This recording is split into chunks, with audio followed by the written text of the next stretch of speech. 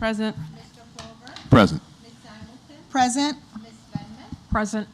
And our two student board members, Hope Reed and Callie Tonnell. Present. Present. Please stand for the Pledge of Allegiance.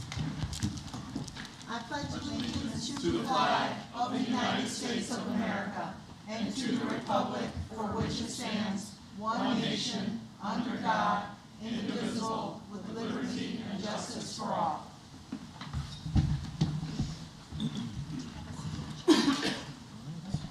Good evening, Board.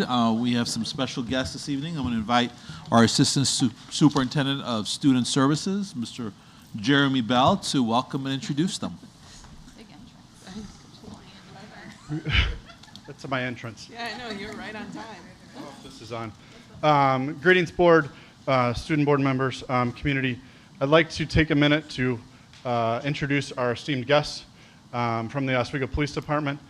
They have some exciting news, but I'm going to let them tell you. I'm not going to share that for you. So with that, I'm going to say Chief Jason Baston, Sergeant Brian Nearing, if you'd come up front.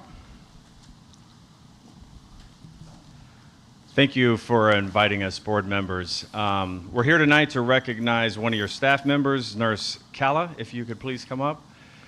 While she's coming up, I would like to say I really appreciate the support and the cooperation we get from the school board and the school district. We've been through many different boards, many different superintendents, many different chiefs, but the one thing that has stayed the same is we've had a really good working relationship with the school board, with the school district, and that is true even today. I know both Sergeant Nearing and I have worked a lot with Dr. Kelgati, with Jeremy Bell, with Mike Frieders, and it's always a pleasure to work with all of your staff.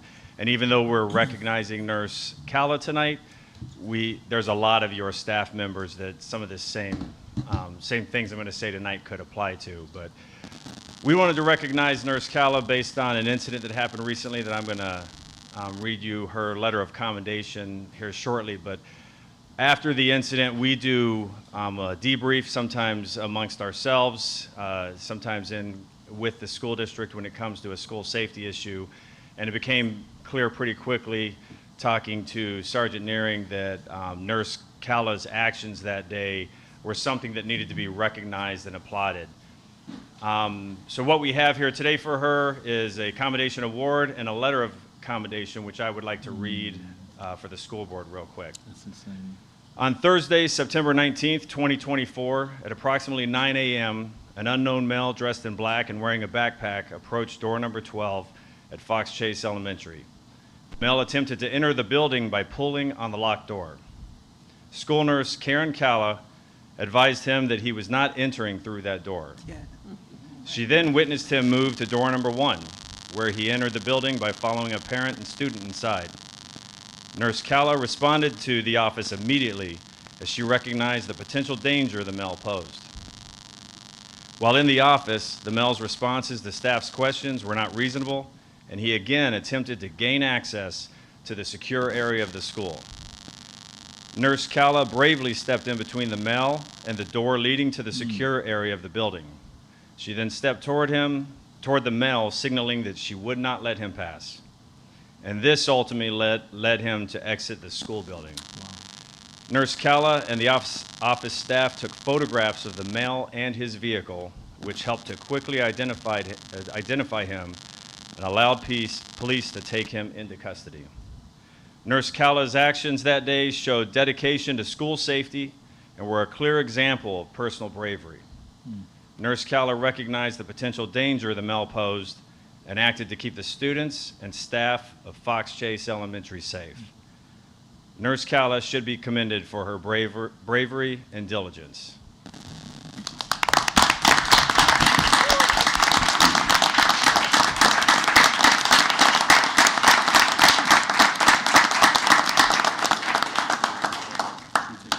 We'll invite the board to come around the front like we do for Pride, please, and join in a photo with the officers and Nurse Kala. They're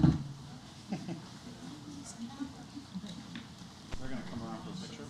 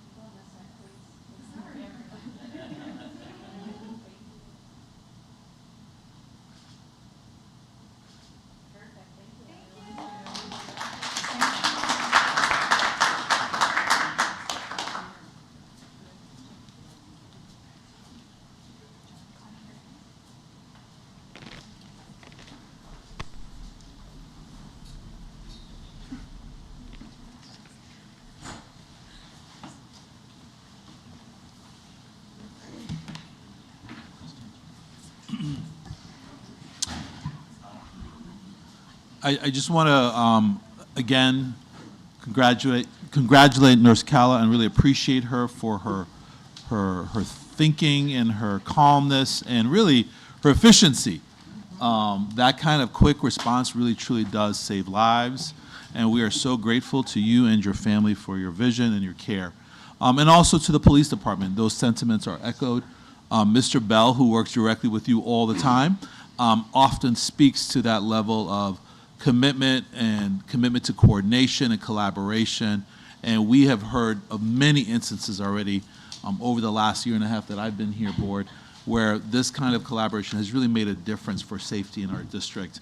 And we thank you and all the first responders for your commitment to our students and to our community. I know this is a thankless, many hours job that we do not see, and so we are truly appreciative of your sacrifice and your commitment.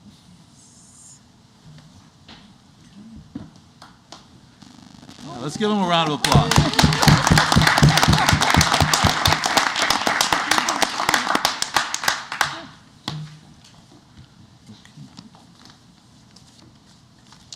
Next, I want to invite, we have this evening Meredith Teamer, who's joining us from the Buildings and Finance Department. From the Finance Department, Mr. Obafemi, do you want to introduce Ms. Teamer for this special presentation on Medicaid? Thank you, Dr. Kelgati. Ms. Meredith Timmer, she's the claims analyst for the district. And her role is to make sure that we capture all the claims that we're entitled to. And those include transportation claim, orphanage claim, Medicaid claim, and there are all kinds of claims that the district has been entitled to that we have not been aggressive in trying to recoup in the past. We brought Ms. Tim on to be able to turn that around and to help us enhance the revenue for the district. So Ms. Tim is here to talk to the board about one of the more important claim, the Medicaid claim. I'll hand it over to Ms. Tim. Thank you. Well, good evening to board, cabinet, community, my colleagues. I am here to talk to you, as Raphael said, about Medicaid and our Illinois State Board of Education claims as well. Sort of why I'm here, what we've done since I've been here, and the plans for structuring our Medicaid and claims programs for the future. And I did a little 3-year projection to provide to during this meeting. Okay, so one of the main sort of taboo discussions with Medicaid is what is school-based Medicaid, because most people think of Medicaid coming from federal government and CMS, Centers for Medicaid and Medicare services, but this is specifically about school-based Medicaid program. It is a federal program that is offered to each district in the United States of America. Each state has various guidelines and policy, but the end result is to defray money that school districts spend for service providers such as OTs, PTs, our diverse learners teams, a lot of providers in that department. We receive a reimbursement for providing services to our students. Right now, it's 2 main factors that I'm discussing is students have to be Medicaid eligible. They don't necessarily have to be on Medicaid, but they have to be eligible for Medicaid, and they have to have an IEP. Some of you may have heard of Medicaid expansion, and I will briefly touch on that, and it will be more magnified in my last slide, speaking of the goals that I plan for the district. Okay, so our school district, and this is a rough number, and the reason I say it's a rough number, it is a concrete number at that time when I pulled this number, but Medicaid eligibility can go in and out. Students can go in and out on a monthly basis due to CMS eligibility, federal government eligibility. This has nothing to do with our district, but we are to monitor this so that we can maximize our Medicaid dollars. So making sure these numbers and these students are being reached is very important. So I brought out our Gen Ed Medicaid eligible students because, as I said, later I will discuss the importance of that 2,917 population. But right now, at this moment, the district is getting reimbursed for our 709 Medicaid eligible students that have IEPs. So we are offering services to all of our students that need them, but as far as the reimbursement piece is that 709 student count. And so one of the main things we have to align with federal and state guidelines, which the district is currently doing by reporting, capturing this information using our Medicaid billing system, all that they offer us. So this is very important because state policy changes very frequently. I'll say that right now because the state is in some changing modes since post-COVID with Medicaid. In July 2021, that's when the state passed the state amendment plan that allows us to submit reimbursements for all students that are Medicaid eligible, not just our IEP students. So that is great news, but as I said, I will discuss the stages that we have to pursue that because it's nothing that we can do overnight. Okay, now to transition to our Illinois State Board of Education claims that I personally work with or collaborate with especially with our diverse learners department.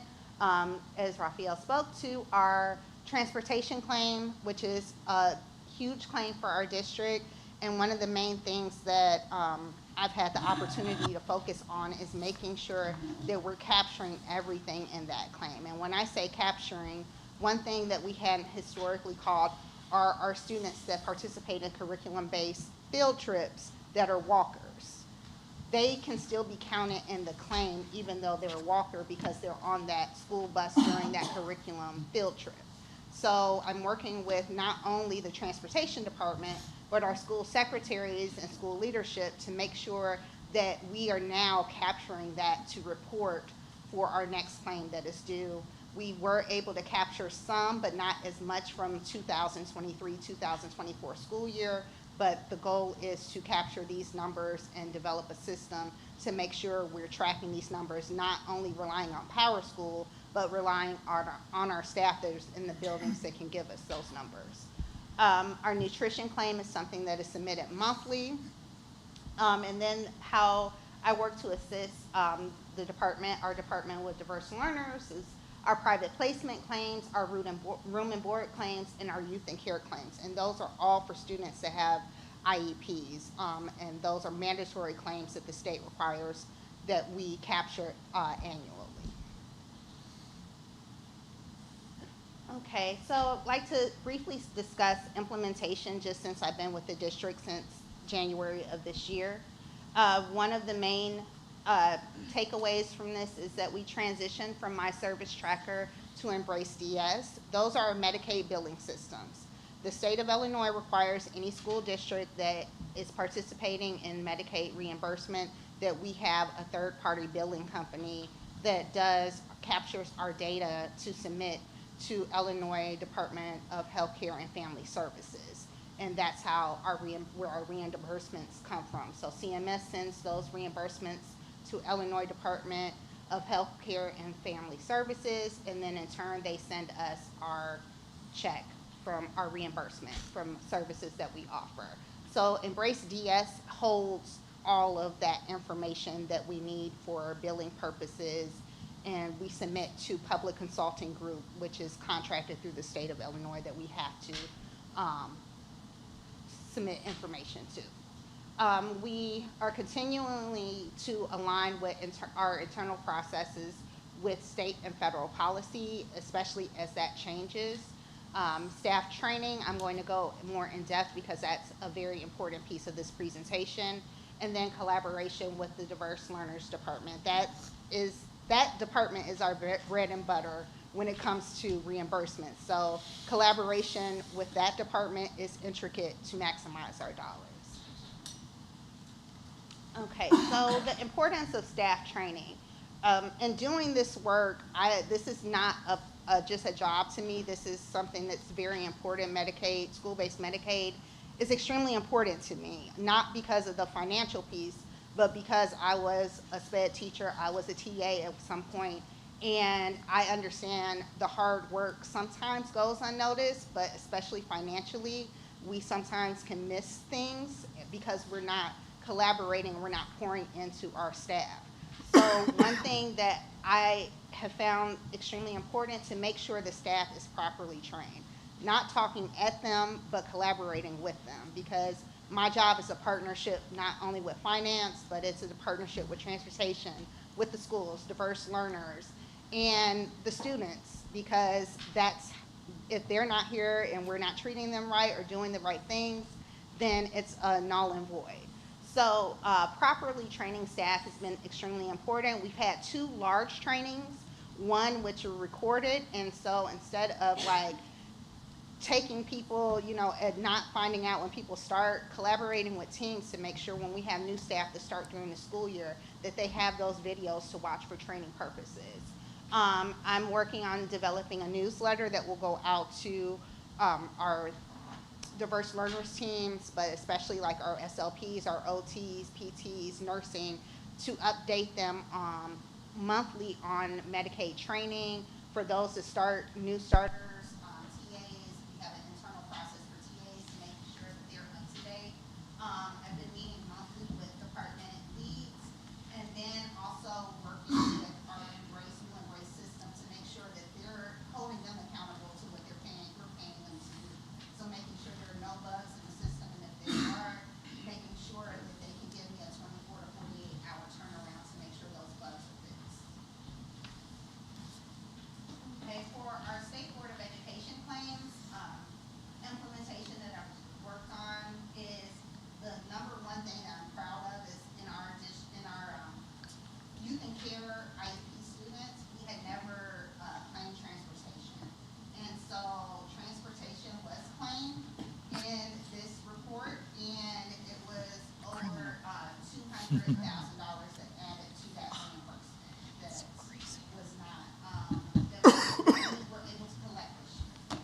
And that claim is not reimbursed to school districts typically until December, so we have not, received it. I like to be transparent with what we received, but it is in the pipeline. There are reports that show that that Great money job. is there. Collaborating again with the Diverse Learners Department to make sure that we will claim youth and care over the summer. So this will not be captured for summer 2023, 2024, but this will be captured for this current school year to get reimbursed for summer term, for ESY or summer school for those students. And then ongoing collaboration with our transportation department. And then another thing is requiring our tuition districts to participate in our ESY to reimburse us for those services, because that is our money that we need to receive that. I did want to briefly speak on, because there's a lot of rumors about this, the State Bill 306, Public Act 103-0644. This is going to affect our Eastview Academy program, and this is just basically saying for therapeutic day schools, we can now claim and get reimbursed. This is in the pipeline, so it has been approved as of July 1st, but state policy has not caught up to what has been submitted and what has been approved. So as changes come, we will update the board and the district on these changes. This is a positive change for us. This is a positive Yes. change. This means that we can get not only from our tuition students, but our students, we can get reimbursed for services offered through this program, but state policy has to give us a guideline. So this, and it will only be a fraction, because as we know, the state has their equation of how they submit those reimbursements, so it won't be 100%. All right, so next steps, and this is my last slide, the next steps to maximize our Medicaid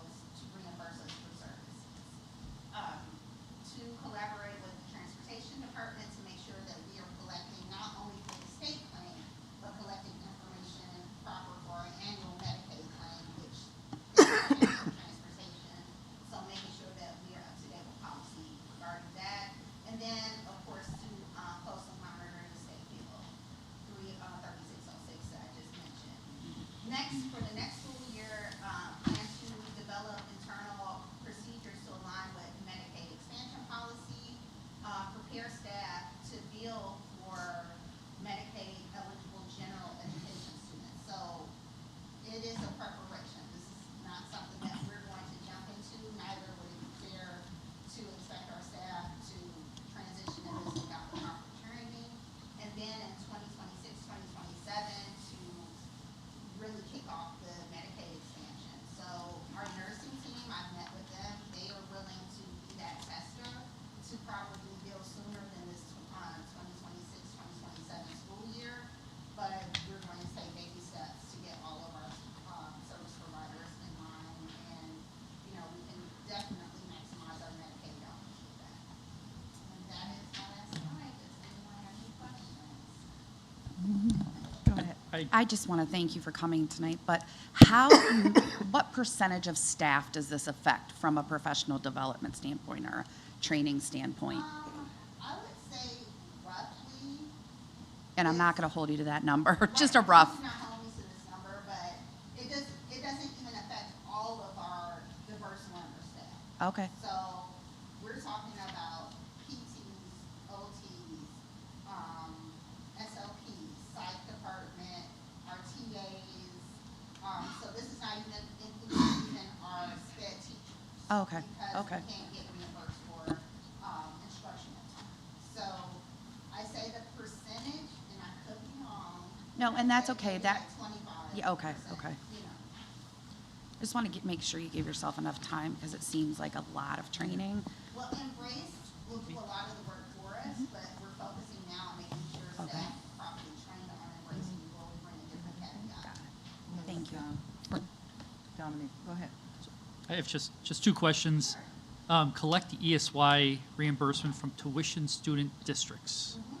Can you just help me understand that a little better? So we have districts, as you all know, that their students in our programs, our SPED programs. I think it's roughly 9 districts that have students that Okay. participate. But we never asked, so we have some of those same students that will participate for ESY. And we've never asked those districts for reimbursement, we only asked for regular term. So Oh, they come well, to that was- ESY and we've never asked for those monies? Yeah, because that's in the agreement. Okay, all right. And Okay. It even, wasn't in the previous agreement, and the new agreements. It wasn't in the previous agreement either. I searched the previous agreements, it just said programs, but, for a lot of our districts, we need to paint it out because we may receive some feedback that that's not necessarily ESY, it's regular term. So, and the state does have a difference between regular term and summer. So to make sure that we are aligned and to cover ourselves, we made sure we specifically put in the new IGA's summer school. and I just ESY. want to also point out, since Meredith has been here, we've been more aggressive in collecting tuition payment for those out-of-district students over here. Can I And, actually piggyback that just for a brief history lesson, just to make sure that we're all holding ourselves like collectively accountable on that piece.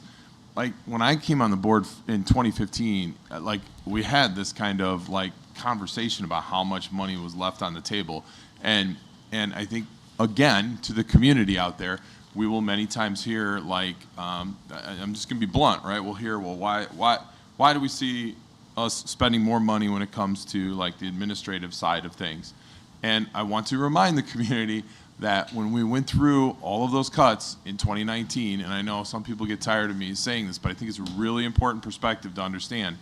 It's not like we didn't have administrators before who knew we weren't really collecting on this stuff. When we made those cuts, one of the things that was said repeatedly, yes, I know by myself many times, was some of the things we're doing to save money are going to actually cost us money. And this is one of those examples, right, where the system that we had set up, even to us at the time, seemed like a lot of duct tape and whatever, right? Like whatever we were getting was like kind of like, well, this is the best we can do. So I think it's really important for us to understand how we got to this point of not collecting what we probably should have been collecting, but more importantly even, that when we nurture the system, when we give the resources to the system, we're actually going to make more money, get more money than we are under quote unquote a cut system. The only ask that I have, and then I'll be quiet, is it would be nice for us, I think, to see like year by year what we're getting, because I think that would hit it home also. Because we could sit there and look, I don't know how far back you can go, but if you can go back pretty far, it'd be great, because I think the community could honestly see, oh boy, here's where we figured out the problem and then we did nothing to nurture the system until we did. So I'm glad that you brought that up, and I mean, this is something that I do plan to do, is to come back. I would, for Medicaid purposes, because the state is just so far behind, we just received a reimbursement from 2021 over the summer. So, and not saying that all of the reimbursements are like that, there are two separate Medicaid, a fee per service and an admin, and they sort of roll in, but like some of our bigger reimbursements, they're behind. But my ask is to have this full school year to collect and really build those trends for you all, and then to come back and present what your ask is for over the few years once we get a full year under our belt. And since we're on an accrual basis, we don't have to wait for the cash, right? Yes. Once the claims are approved, and we can book it then, and we can actually, I've heard use that data of approved claim to compare to prior years. Thank you. Yeah, I brought up, Oh, no, go ahead. so the other question I was going to ask is that considered revenue, or is that offsetting an expense? It's actually revenue. Okay. Wow. So, one of the things that, and I've brought this up a few times, is not just to look at the incremental revenue that we're getting, from these types of activities, but some of the things that grants, I'd like to see kind of the accumulation of that over time, just to see kind of the incremental amount that we're getting. So that was that was the second question. So I go ahead. think just to respond to that, when we requested positions in the finance office, we specifically requested what we term profit center positions. Those are positions that would generate revenue for the district, and how we will determine whether we've been successful in doing that is to actually track those revenues. And we intend, which is the reason why we had Meredith come present tonight, and we also intend to have a comeback a year from now, and we can see a comparison of what we're getting in revenue before she started, and a year after she started, what we're getting in revenue. Yeah. And we intend to do that. We actually have a presentation teed up about fees too. We hired a fee specialist too for the first time, and we are going to do the same thing. The revenue that we were getting before fee specialist and the revenue that we'll be getting a year after the fee specialist was hired. So we intend to do that, to show what has been, for lack of a better word, what has been a good use of resources to have these folks in-house. Well, yeah. Go ahead. I just wanted to say thank you. Obviously, since you've started, it's made a difference of a few $100,000, and it's certainly funds that we can use and we can redeploy to other places and funds that we're entitled to. So, again, thank you, and we hope to see more. Yeah. It was nice meeting you. So when you said 2021, we just received some funds, is it a matter of like the squeaky wheel getting the oil in terms of communicating with the state, or it's just coming when it comes? No, that's just how it comes, and so not to go there, but as of last week, I was asked to sit on a council for the state to discuss these challenges. So it's called the P20 Council, and I've been asked to represent some districts to discuss not only for Medicaid purposes, but why our reimbursements are so stagnant and how it directly affects school districts when we're waiting for money that we know we have, but we don't tangibly have them, and how it can really affect the growth of a district when we're waiting for funds. Mm-hmm. Thank you. Okay. All right. Great. Thank you so much. Thank Well, I you just want to all. underscore one thing before we close out, just to say thank you both for your attention to the details that I don't think many have been able to really pull together, but also the way in which you've worked through the system, your collaboration. I've heard from lots of individuals who've had the opportunity to meet you, your commitment to the core values of humanization, empathy, dignity, while figuring out that we need to be more honest about our collection. So I want to thank you for that effort and really helping change the culture of our district, to you and Mr. Obafemi for how you've done this. So thank you so much. Thank you so much. Thank you for you. having me. Thank you.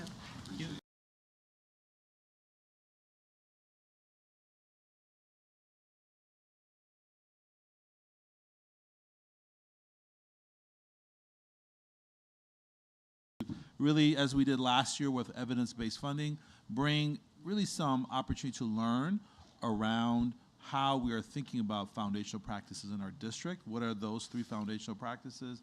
And really provide some short educational information to the community, as we did last year with evidence-based funding. This year, we're really focusing on more of our academic and social emotional learning priorities.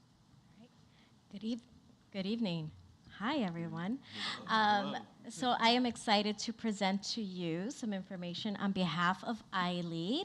So this is a collaborative effort with Dr. Can you, Paul. sorry, what is iLead, just so Yep. those who, So iLead stands for innovation, learning, equity, advocacy, and diversity.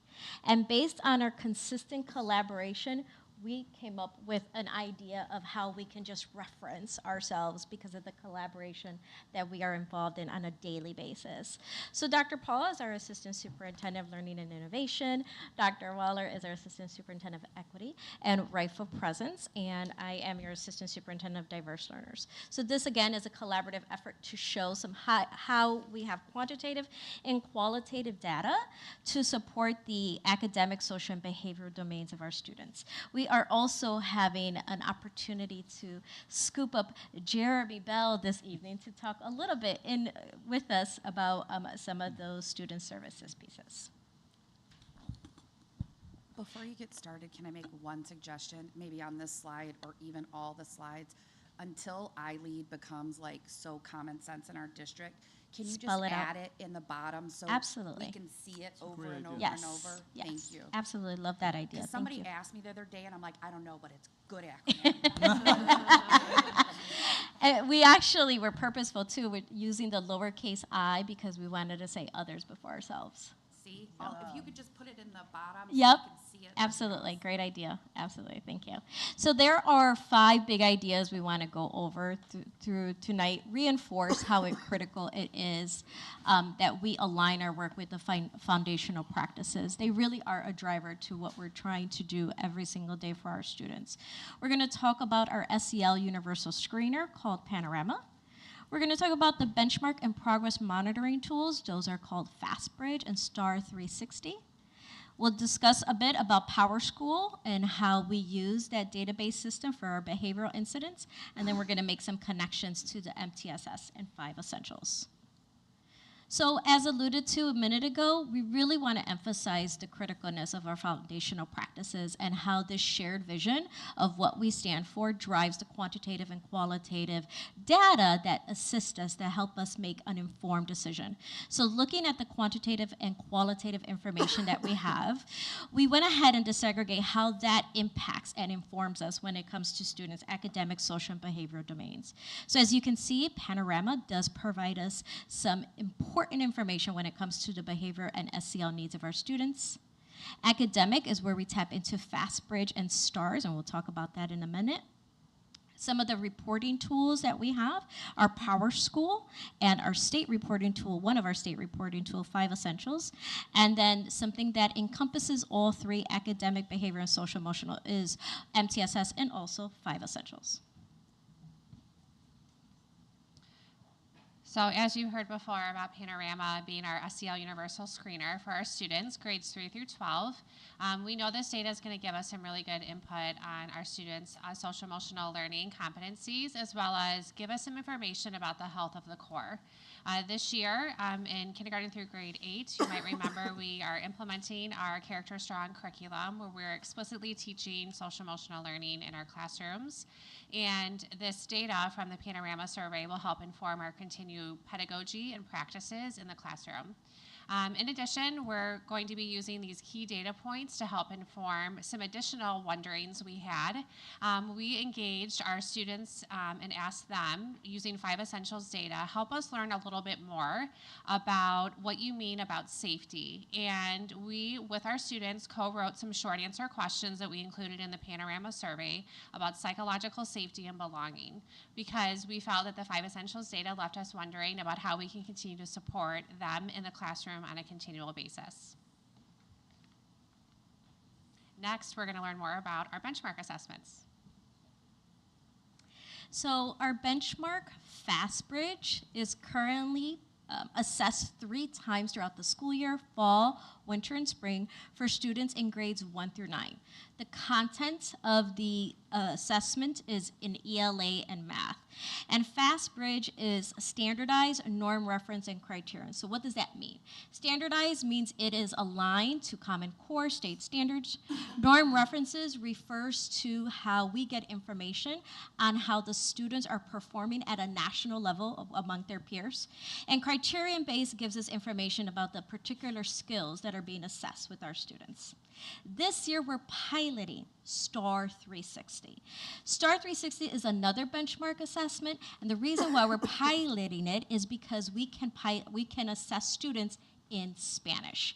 FastBridge does not provide us an assessment in Spanish. And we have students in our dual language program who are instructed in Spanish, but we had no way to assess them in Spanish.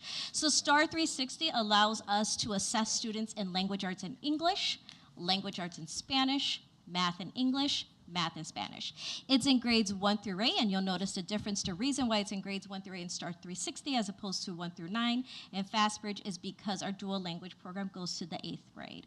It has the exact same assessment format as it does FastBridge and the same testing windows. Both assessments provide us progress monitoring tools. Just to be clear then, prior to this, we were not providing a benchmark assessment in students' native language in Spanish in this district. We had no benchmark assessments, correct, in Spanish, and yet students were being instructed in Spanish. And we've fought for it for years. We've this doesn't make any sense, and it's something that has been very important, so it's wonderful to see.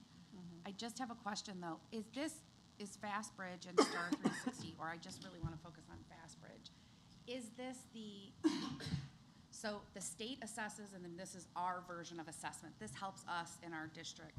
Is this what we want to do, or is there other things out there that we could use instead? Because I just have heard pros and cons about it, and I just wondered if this is just we're continuing what we're doing, or you really feel this is the one for us. So we also have the same wondering. We're in the process of putting together a survey to survey our teachers, because we have been hearing the same, in addition to what Dr. Dubiel has shared as well, wanting to have an assessment that's equitable for all of our students, and right now we're currently doing 2.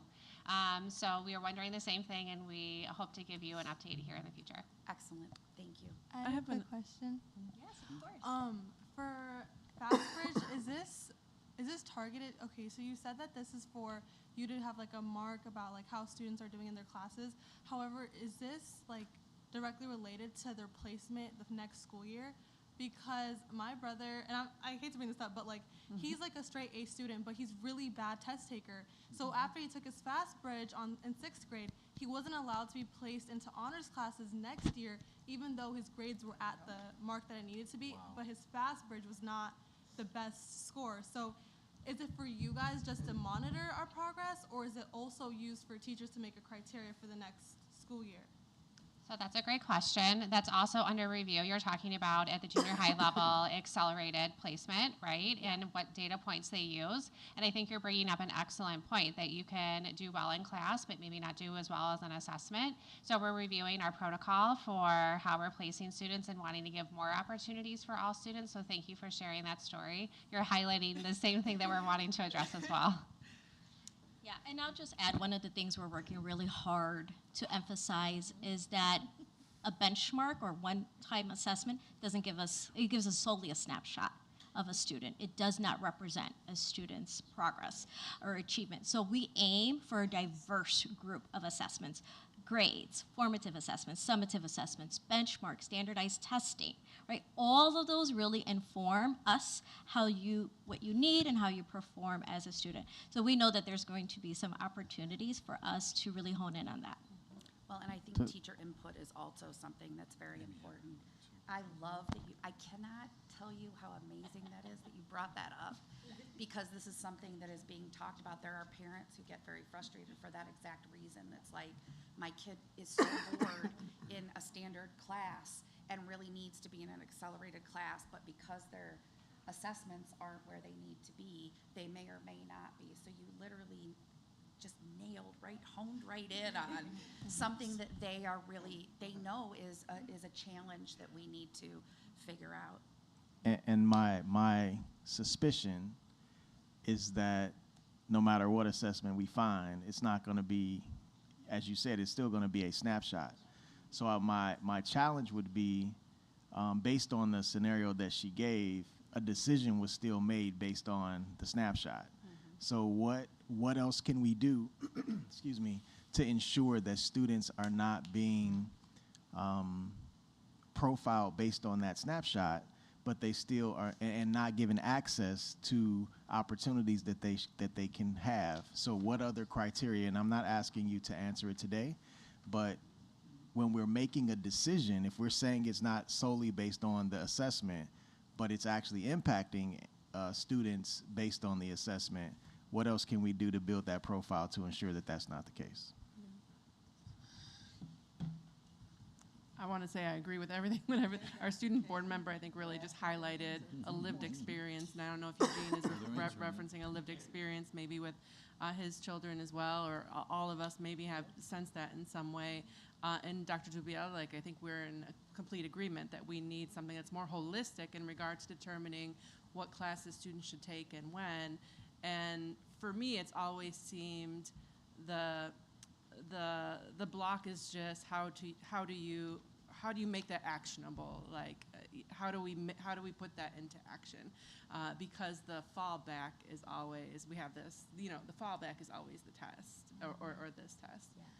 I have one other clarifying question on the STAR 360, because Dr. Kilgatti highlighted this is the first time, it sounds like, that we're testing our students in Spanish if they're being instructed in Spanish. But our dual language students are intended to be dual language. So and some of them are not from native Spanish speaking homes. And so do they at some point during that time also get a snapshot of how their English skills are moving forward? So STAR 360, there's 4 parts to it. So they're assessed in English and in Spanish for language arts and math. Oh, okay. So they're taking language arts assessment in English and language arts. So it's a dual language assessment. Yes, you can call it a dual language assessment, yes. Okay. Mm-hmm. Thank you.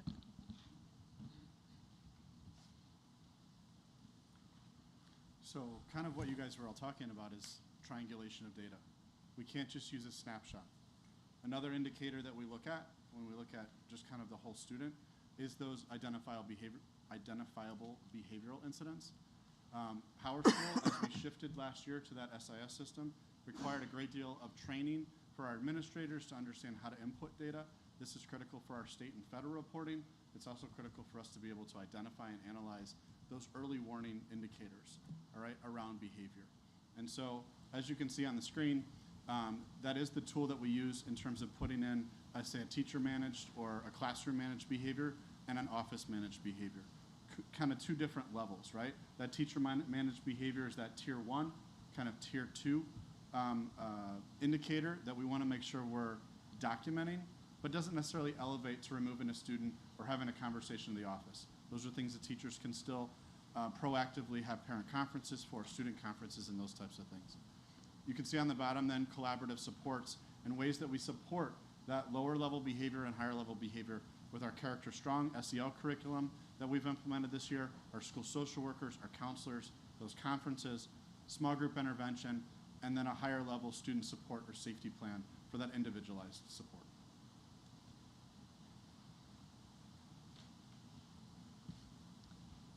As you heard, last year we embarked on a collaborative effort in co-creating a multi-tiered systems of support, or as we call it, MTSS in our system. We really focused on the whole child in this framework and looking at the social emotional learning, the academic, and the behavioral components of our students, and wanting to create a common language about what we mean about being proactive and preventative. This is a framework that we are introducing to our system this year and providing professional development as we continue to collaborate together and supporting our learners in and out of the classroom. Again, focused on what that Tier 1 differentiated core looks like, how we can support all of our learners in all areas of academic success and social emotional learning and behavioral success, and then really evaluating as a system when we see that our learners are not making it expected growth, how can we evaluate using a framework we are introducing to our system called the ISO framework. So we're focusing on really kind of evaluating what does the instruction look like? Have we been really explicit about teaching our learners about social emotional success, behavioral success, or academic success? If we can't say the answer is yes, what do we need to do in the classroom to improve our instruction? The same thing goes for curriculum. How can we evaluate our curriculum on a continual basis? Where adjustments do we need to make? As well as environmental, where do we need to adjust environment both in and out of the classroom to help our students feel that psychological safety and a sense of belonging? And then ultimately, what are we doing to support our learners? So this framework and way of thinking is a shift in our system where we're looking at really kind of pausing and reflecting to make sure that we're asking the right questions as we look at how we can continue to support our students in all three of those areas. In addition, you heard mentioned 5 essential survey data. We know that this data is very informative for our schools as well as our school district. This is administered in grades 4 through 12, and really the purpose is really for us to be able to identify our areas of strength and areas of growth. You can see the 5 areas illustrated on the screen, and as I mentioned before, we use one of the data sets from Supportive Environment to help inform additional questions we asked in the Panorama SEL Universal Screener. In addition, this decision-making has been very informative for our schools as they work on creating school improvement plans this year using our 3 foundational practices of highly effective systems and teams, equity and rightful presence, and high-quality instruction. We have come alongside of our buildings as they continue to identify culturally responsive, high-quality instructional practices as they work with students and their families, and using that data to help inform our work. So I will wrap it up with reiterating actually some of the comments made.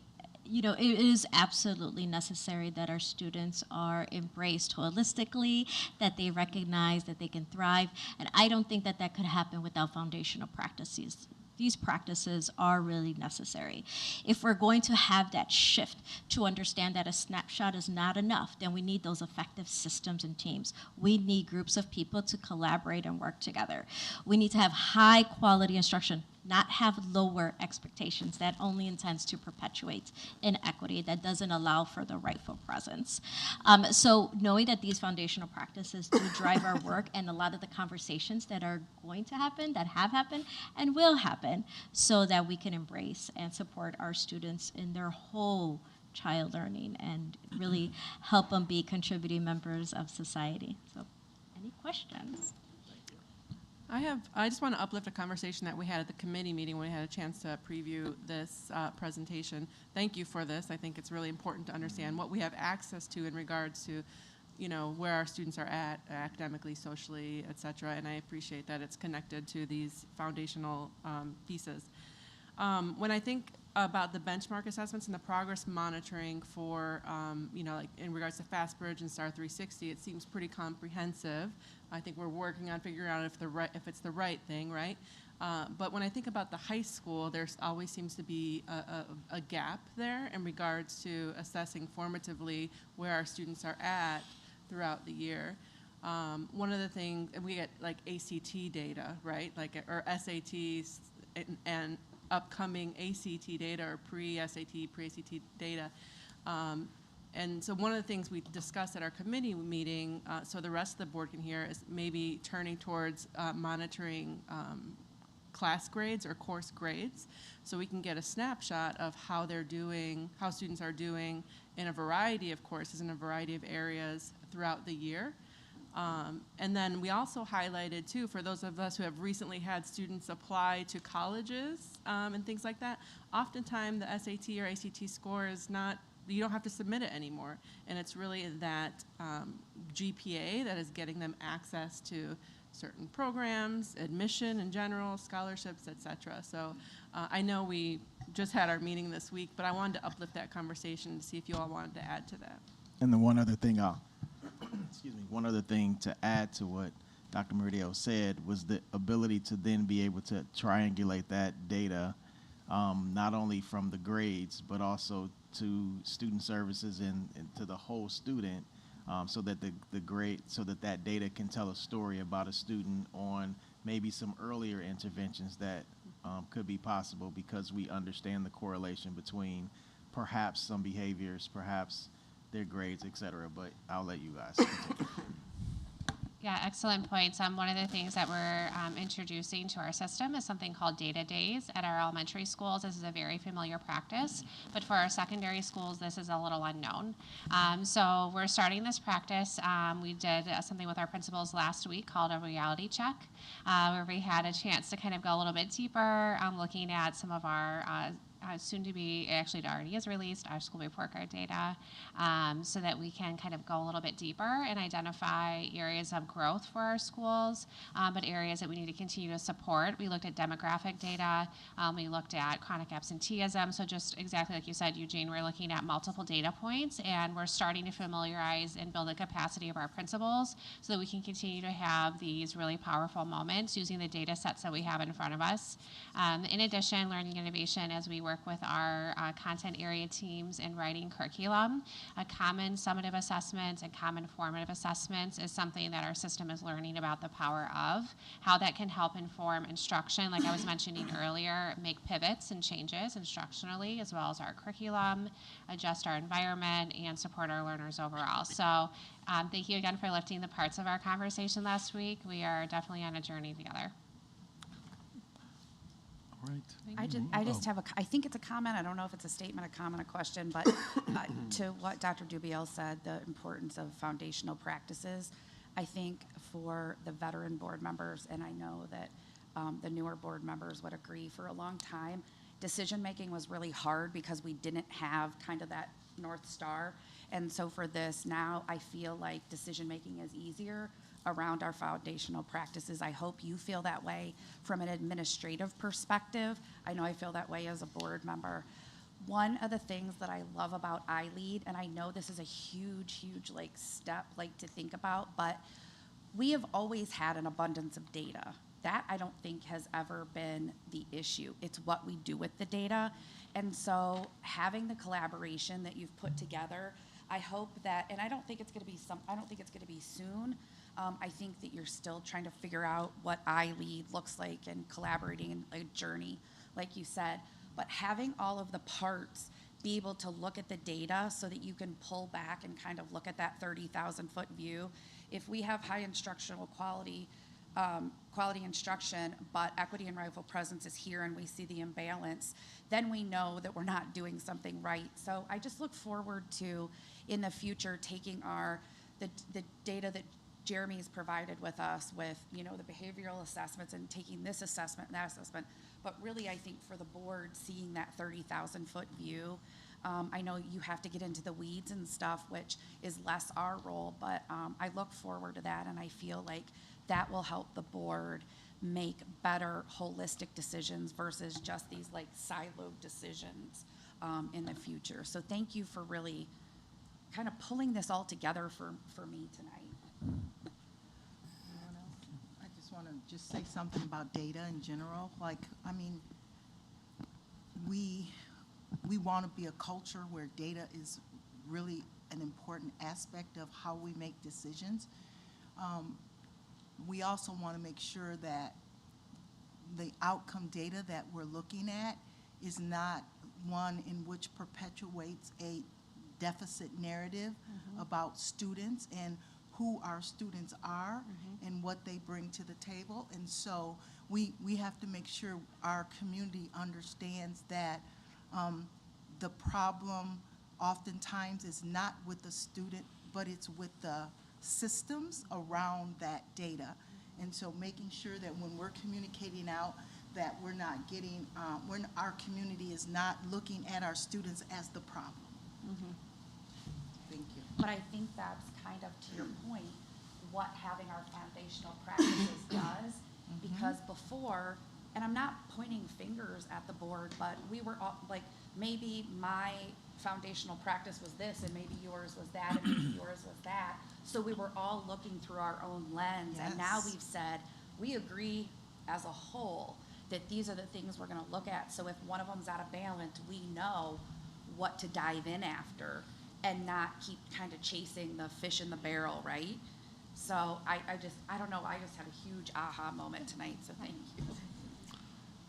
And I was going to exactly reiterate what you just said, to transition from the deficit view to an asset viewing of our students. We need to look at students holistically, and that's really challenging to do when we operate in silos. And one of the things that are our practices that wasn't an easy shift and we continue to build upon is we cross-collaborate and we cross-pollinate all the time. So our teams come together, hence I lead all the time. That's a non-negotiable for us. Very good. Yes, let's give them a round of applause.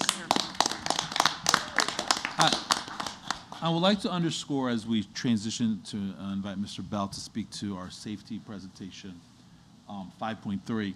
But before we close, I think I have to speak one thing, which is that what you're seeing in these foundational practices are not picked out of the sky. They're the function of a diagnosis work that we took last year in building our strategic roadmap.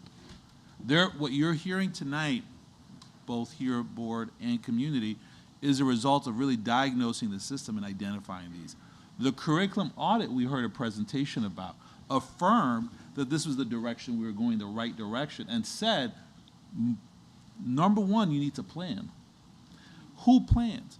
Is it going to be the administration and the teachers over here? Is it the board with its vision of clarity about what it wants, which it's conveyed through the equity policy?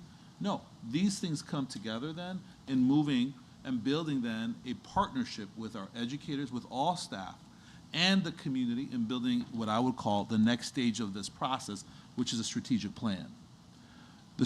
So the purpose of the current state of things is so that we can start to move on laying foundation. It's kind of like, you know you got to get here, you know you got to do some work to get there, but if you haven't tilled the ground in that process, if you haven't started to clear the air, you haven't started to prepare things, I'm terrible analogy, so I apologize. But if you haven't prepared the road and identified what roadblocks you're going to run into, which is what our roadmap was about, you're going to just keep running. You can say, oh, I want to get there, but you have no idea what's in front of you. And so I want to thank our partners, our union partners, our educators, our community members who invested a lot of time last year in our superintendent advisory group, board member for your vision. All of these are what has led to these three foundational practices, which is going to stop the opportunity gap that we're seeing where the barriers to student academic opportunities are limited because of choices that people haven't been empowered to make, frankly. It's not anybody's fault. The system hasn't empowered people to make decisions that are allowing those. And so we are going to shift that, and I'm confident about us getting there. So all that to say, stay tuned, everybody. We have strategic planning opportunities coming up. Please pay attention. look out for opportunities to join in this work. This is not going to be done by the people alone in this room. This is going to be really the result of a community-wide effort. Everybody from the mayor of Oswego to the mayor of Aurora, down to our bus drivers, to our police department, all are going to be part of this process. And we want to thank you in advance for your investment of completing either it's a survey, joining a meeting, joining a focus group, or talking to students as part of this process. So thank you for your time. Voluntold our community? I sure did. I better see you. No, but I'm glad you brought up the supervisory Yeah. tenant group, because don't you feel that anecdotally we heard all these things? That's exactly And what we this heard. is like Yeah. the exclamation Yeah. point. Yeah. So. Thank you. 5.3, I want to welcome our Assistant Superintendent of Student Services, Mr. Bell, who will also introduce his dynamic team who've joined him this evening. And I want to thank you for joining us, team, in this presentation for our annual safety update. Camille is also in the back, just so you don't forget her. She's the glue behind it all, right? Yes. So I'm gonna try and do it not as much talking and let my team talk, because Thank goodness. they. You set yourself Love you, up. Mr. Bell. Mr. Bell, set yourself up for that. I'm out. But I'm going to introduce my team, and just want to say again, thank you for letting us do this. This is something we do annually, and so we provide an annual safety and security update to the board. I'm not sure what that is. We provide an annual safety and security update to the board. There's critical aspects of this, and we just heard a lot about data. That's one of the ways in which we inform ourselves and inform our system about the volume and the things that it takes to keep a large system running. And so with that, I'm going to introduce my team, and then I will stop talking. Ms. Johnson.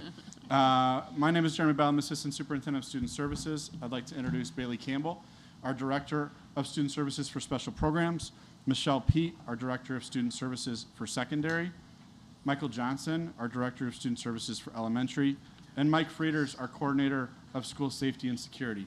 And last but not least, Camille Simmons, who is sitting in the office, the Executive Assistant for Student Services, and she makes sure that we all stay on our toes. Hey. So. With that, I'll give the clicker to you.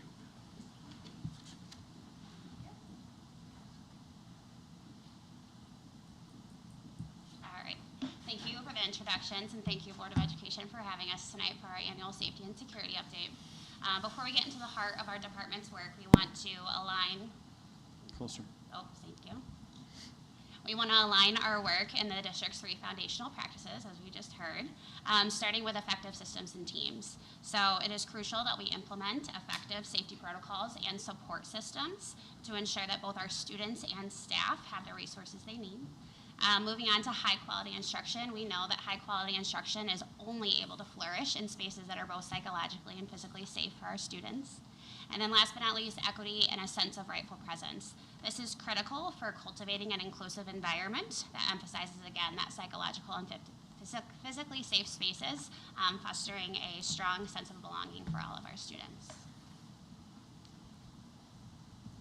All right, well, this presentation is mainly to highlight the safety and security side of our department. We want to also just highlight all of the buckets in which Student Services is responsible for, starting with our central registration department, helping all of our families efficiently register, make sure that they have access to the supports and resources they need.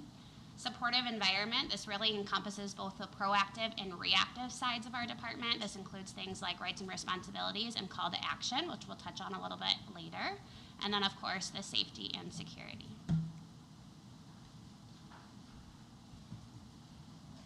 So a lot of the work that you're going to see in this presentation is really based on some of the efforts that we've been building for the past 2 years. So looking back to that 2-year window, some of those projects that we've looked to implement in that first year in 2022 were the increased use of cameras in our elementary buildings. We were continuing to update our emergency response plan. We rolled out our first version of our comprehensive threat assessment process, which is how we evaluate potential threats to a building. We created a framework to that and then pushed it out to the buildings for for them to use initially. We did quite a bit of training that first year, both in Alice and on basic investigations. And really a lot of the work that we've been building is creating frameworks for our administrators to use so there's consistency and continuity across the district. Looking to this past year, we continued some of those efforts with increasing our footprint in visitor management. We updated the call boxes at all of our facilities. We moved those call boxes or the doorbell cameras outside of the front door, securing the front door to our facilities. We built on that foundation of that threat assessment model and created a guidebook for our staff to use, really a Bible that they can reference. A bulk of the work done by Bailey, just a phenomenal lift for her. And all of our team was trained as well in the train the trainer model. So that year we rolled out training across the district so we could have administrators trained in our process. You'll see some of the results of that. We continued training in our emergency response protocols and our standard response protocol, and worked collaboratively with a bunch of different entities, but particularly last year with our Regional Office of Education here in Kendall Grundy. Worked closely with them, participated in a safety committee that they had formed, and did some joint training with them as well to, again, maintain consistency across the district and within the region. On the incident response and supportive environment side, we want to highlight the work that was done interdepartmentally with the call to action. This is really driven by the work the Board of Education did in passing the equity policy, in creating that document that we collectively use to respond to incidents of bullying, harassment, racism, discriminatory language, and hateful acts. And then the incident reporting mechanisms and structures, really just highlighting this streamlined approach for our buildings to utilize when investigating things around bullying and harassment, threat assessment, and looking at exclusionary discipline as well. Supportive environment data sets, this was really a huge lift for our department as well, creating an internal system that we use to monitor things such as security alerts, 911 calls, fire and EMS response calls, any classroom relocations. We also look at, this year we added handle with care notifications, and those security alerts and incident tip lines as well. And then last but not least, we just want to highlight that some additional work that we did in collaboration with the Diverse Learners Department was updated risk of harm administrative procedure, which we'll go into in a little bit more detail as well. Okay, now we're going to provide you with some sets of data to highlight and articulate the aspects of the safety and security work that's going on within our district. So when we look at police service calls, we see that there are a total of 142 from last year. Police calls are those calls that are connected to our buildings based on where they are located. These calls can happen at any time, including during the school day, before school, after school, and on weekends. These calls are not always indicative of an emergency 911 call from the school building. So for example, if we look up here, we'll see that Fox Chase has 37 calls. Many of these calls can likely be attributed to calls that were made about incidents that occurred in the Park District space, which is located next to the school building. Okay. Makes sense. So in this set of data reflects the same information, but at our secondary levels. And you'll see, similar to the previous slide, there's kind of some information that jumps out at you. One of the high schools has significantly more calls for service than the other. Diving deep into that information and speaking to the understanding the numbers behind them and what it means, and working closely with Oswego Police, it really came down to individual data entry. So how an SRO put the data into the system in one building was different than how it was at the other high school. So the end result was that we didn't have a true apples to apples comparison of overall incidents at the end of the year. Realistically, the number really is about the same, but just looks differently on paper, only in terms of coding and then how it's reflected in the data reporting. So now we'll talk about our fire and EMS calls. Fire and EMS calls are indicative of a 911 call. They can occur for a variety of reasons. and this can include a trip to a false alarm at the school, a mental health crisis or issue, a medical emergency. It can also be generated to receive support from our first responders. So if we look at this page right here, last year's numbers indicated that elementary schools generated a combined total of 37 fire and EMS calls. So high schools last year, their numbers generated a combination of a total of 69 fire calls and EMS calls. One of the things we really want to emphasize is that we do not call first responders to address all of the needs in our buildings. We have a lot of other strategies and supports that we put in place to address those issues. This slide takes a look at our supportive environment data. So as Bailey referenced previously, in addition to that safety and security bucket, we also collect data within that supportive environment realm. So the first bucket up there is our office managed behavior incidents.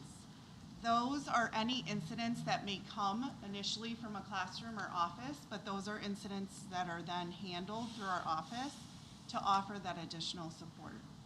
We also support and guide the investigation process when we collaborate with our building level teams and their leaders. We also have a public-facing tip line where we encourage people to see something, say something, so that's another bucket. And then we also track our securely alerts. These alerts go through our building administration, and we work with them to support our students in various areas. We could get alerts because of self-harm, depression, or notify us of any potential threats that would prompt us to respond and support. One of the things I want to highlight here on this slide is the significant partnership with Oswego Police Department. And so we started some of this work in 22-23 and carried it on into 23-24, and Sergeant Naring is here and representing that. And I want to call him out in particular because he was critical on the police side for helping to understand the negative impacts of citing our kids in our schools, regardless of whether or not legislation caught up to what we wanted to do. And so I could not have engaged in any of that work without him on the police side. And so it's a tremendous lift, and I appreciate that. Thank you very much. Thank you. Yes, thank you. This data in particular highlights that reduction of ordinance violations among our students in partnership with the police department. It showcases the effectiveness of proactive community policing initiatives and the restorative practices approach. In 22-23, we had 105 tickets that were issued for students that engaged in vaping and 52 ordinance violations for students that met the criteria for disorderly conduct. You can see that those numbers plummeted drastically in the following year. And some of that had to do with the interventions that were set up not only in the school, but outside of the school. For any of those students that were repeat offenders or that recidivism rate, there's an asterisk up there that specifically identifies anytime a student that may repeat a behavior of vaping has an opportunity to attend a class with a third-party provider that is trained in substance abuse and use to be able to kind of offset any fines or ordinance violations that student or family may incur.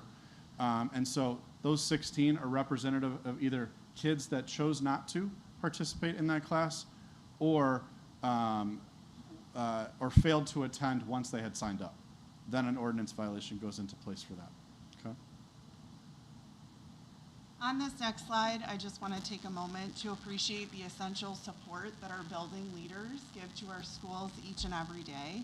So you'll see just a glimpse of approximately how many incidents occur each day. It definitely fluctuates day to day, but it's important to just understand the support and how we have to lift and support and be a part of those situations each day, whether it's from that safety, security, or supportive lens. And then on this slide, we wanted to just provide you with some trend data for the first 6-week benchmark, so you can compare last year to this year.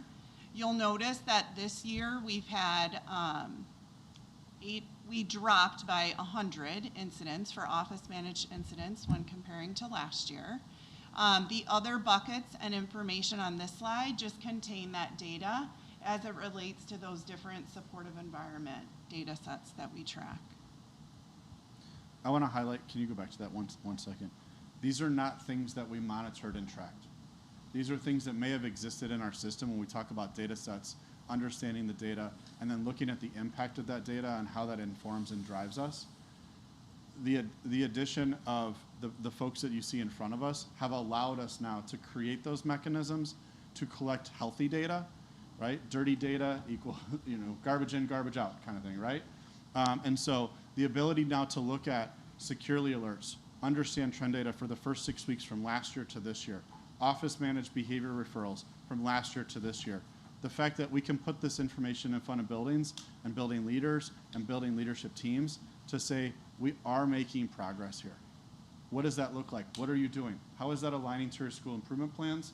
And ultimately, those 3 foundational practices.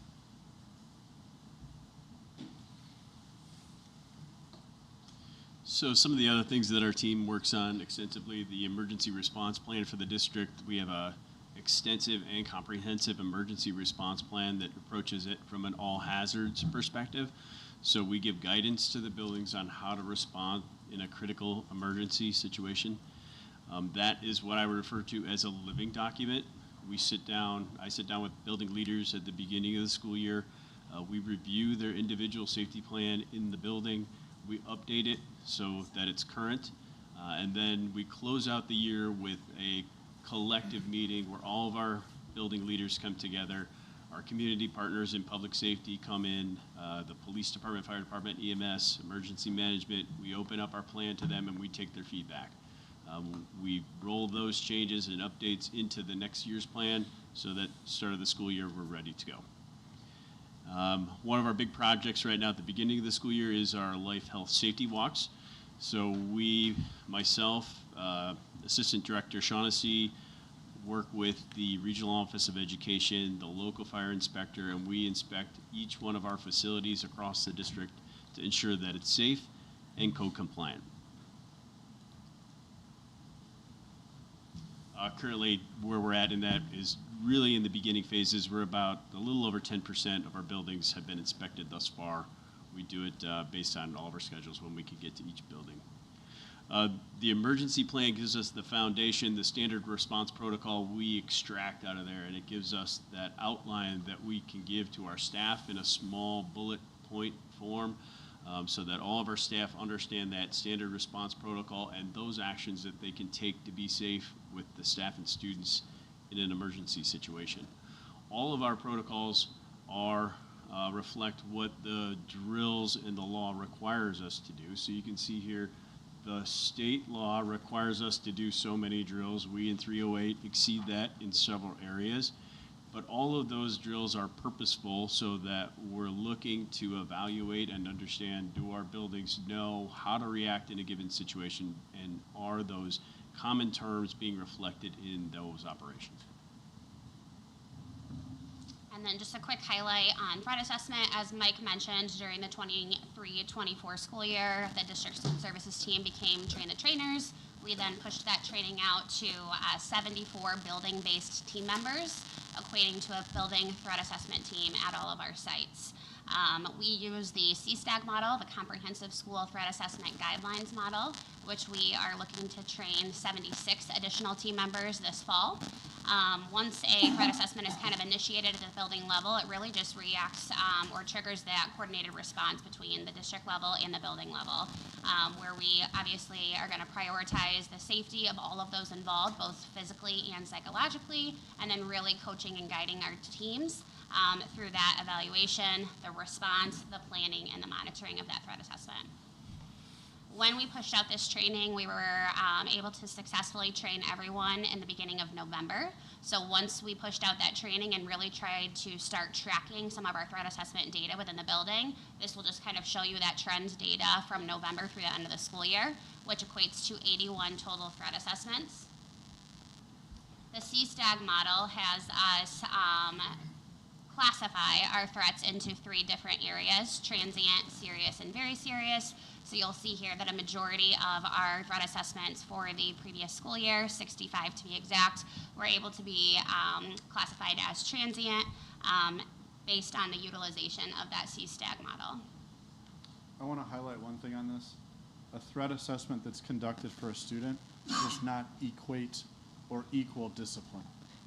We want to make sure that when we're looking at that whole student, we understand whether there's a mental health component, whether there's a social emotional need, whether there's some deficit areas that we need to support through a variety of our systems, MTSS, safety plans, support plans, counselor contact, social work contact, just an additional check-in and check-out with that student. It does not equal or equate to discipline. And that's the basis for the CSTAG model, is to understand what you're working with, the threat, assess that level, now move on to the supportive plan. And the last aspect of our work that we want to highlight is the work our department does to support board policy 7:290 around suicide and depression awareness and prevention. So in collaboration, as I mentioned earlier, with our diverse learners team, we went ahead and updated the administrative procedure, retrained or trained for the first time if they were new to us, all of our school psychologists, social workers, counselors, assistant principals, and principals at the onset of the school year. And we just want to really highlight our partnership with Referral GPS, who supports us in this work, as it is a wonderful resource that we've been using for several years to implement our Columbia, which is our suicidality screener, and really allows us to streamline and better support our families and students during the risk of harm process.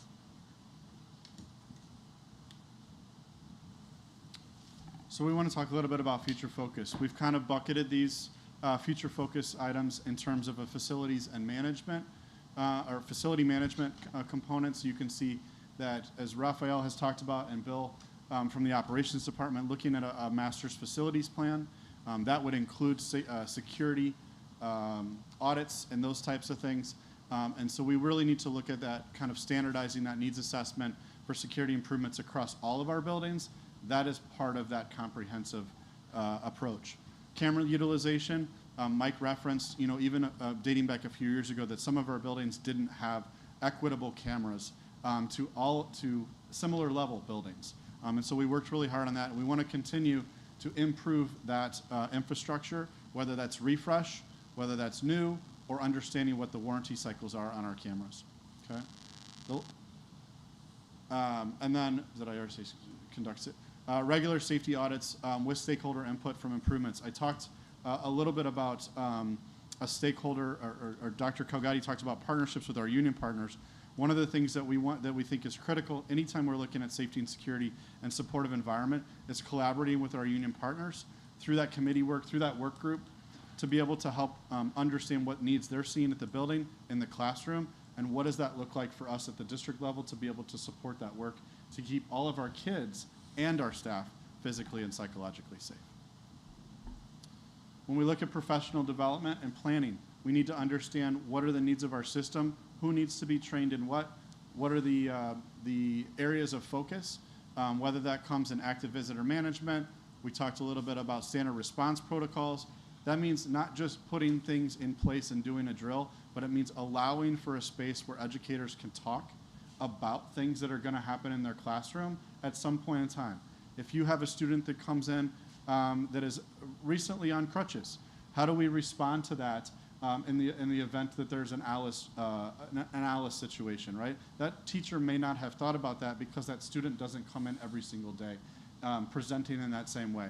And so allowing for those tabletop opportunities to be proactive before that occurs will make that staff member feel much more proficient in how to respond. Implementing restorative practices. This is something on the heels of call to action and understanding how we respond to hateful language through our investigatory practice. How do we prioritize safety for the individual, not only the person that was the victim, but also the person that may have used that type of behavior in order to cut deep or to get a reaction, right, to cause harm to someone else. Further investigate those standard response SRPs, standard response principles for common language. Mike's work with the ROE has attempted to standardize some of that language across the county, because if something does happen, we're going to get first responders from everywhere that are going to come to respond. And likewise, our first responders are going to go to the next district over and help to respond in an effort if there's a need there. We wanted to look at implementation of badging protocol. This is something that's low cost, low risk, and just standardizes the fact that you know who's in your building at all times. If I'm walking down the hallway, it doesn't matter what my title is or what I'm dressed like. If you can't see my badge, then I expect that someone is stopping and asking, hey, how can I help you? And you are, and what do you need? Can I assist you in getting there? We can't do that if we're not all buying into the same kind of concept of visible ID badges that are present for all of our staff. We don't want adults walking into our buildings with kids or without kids in different spaces without indication or without that identification. These are things that we can implement straight away. Okay. Is that it? Last slide? All right, I get to say last slide. That was the last slide. That seems definitely like it's a low-hanging fruit. I mean, the ID badge protocol, something that I hope we can do future, but sooner than future. Yeah, we wanted to bucket things in immediate kind of response, kind of a midterm and a long-term kind of strategy there. Just simple things, always keeping that classroom door closed and locked. You know, yes, it's not always convenient for kids that need to use the restroom, especially even our littles at the elementary that are kind of in and out, working with a speech pathologist and some of those other pieces. But we know from the research that suggests a closed classroom, a closed and locked classroom door is absolutely one of the best mitigating strategies for preventing entry. And I Can think you? talking about time, can you just touch really upon time and about how just we've had this conversation, you know, before that everything that you're doing and that you implement is in order to give your staff time to have a response. I feel like, and I'm sorry, I just totally jumped in and like in front of my board members. First and foremost, thank you. You carry this entire district on your back, and we know how hard you work. So from the bottom of my heart and all of our hearts, thank you. But I think it's very important for the community to know, especially when we are in crisis. You know, there's always like, well, why haven't we been notified? Why haven't we been doing this? This team is working so hard behind the scenes to put the protocol in place to give your staff time to react to whatever, you know, might happen. So I just think that's really important that we continue to reiterate whenever we have the opportunity and you have the microphone in front of you to say, what is going on behind the scenes is critical to the safety of our students and our staff. So if you can just touch a little bit upon that, about everything that you're doing and what's going on behind the scenes when people don't realize, well, why haven't we gotten an email? I haven't, you know, my kid texted me and da-da-da-da-da, and why isn't the school district sent? It's like you have no idea literally what's going on. You're talking about in the moment, right? In the moment. You're talking about in the moment? Yes. When something happens. Yeah, so there's a couple of different things we look at, and you know, the addition of Mike Frieders has been critical in just kind of even working through some of these things. And I don't want to speak for you, Mike, but one of many of the conversations we have is in the moment. If someone is trying to do something harmful, the best thing we can do is slow them down. And so whether that's a classroom door that's locked, whether that's a call box on the front, whether that's utilizing the vestibules, right? And not allowing them to gain entry in any way, shape, or form as slow as possible. It gives our first responders an opportunity to respond and to react and to come to that aid. But we know, just research will tell you, there is a particular amount of time that it takes, right, for the cavalry to come. And so we want to make sure that whatever we're doing within our space is just an effort to slow them down at every step, whether that's a call box, a window, a locked door, anything that we can do just to kind of delay that inevitable, right, is always going to be the best kind of thing in the moment. You referenced communication. One of the things that, in working with Teresa Comidis in the communications department, we have continued to try and understand how we can communicate effective and efficient information without impacting the investigatory process, the threat assessment process, and still being attentive to the needs of our kids and our community and our staff. We've learned some things based on things that have happened over the years about how critical communication is. And one of the things we've tried to task ourselves with is being more aware or cognizant of when we can communicate out in a given situation, whether that's in real time or whether that's structured and strategic throughout the day. What we don't want to do is spread misinformation.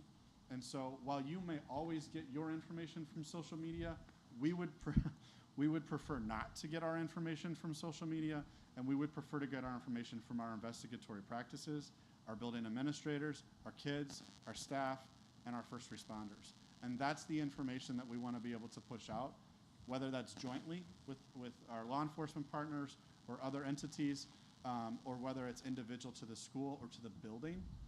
Many times we'll push out communication that is building-based or school community specific to that building and not necessarily district-wide.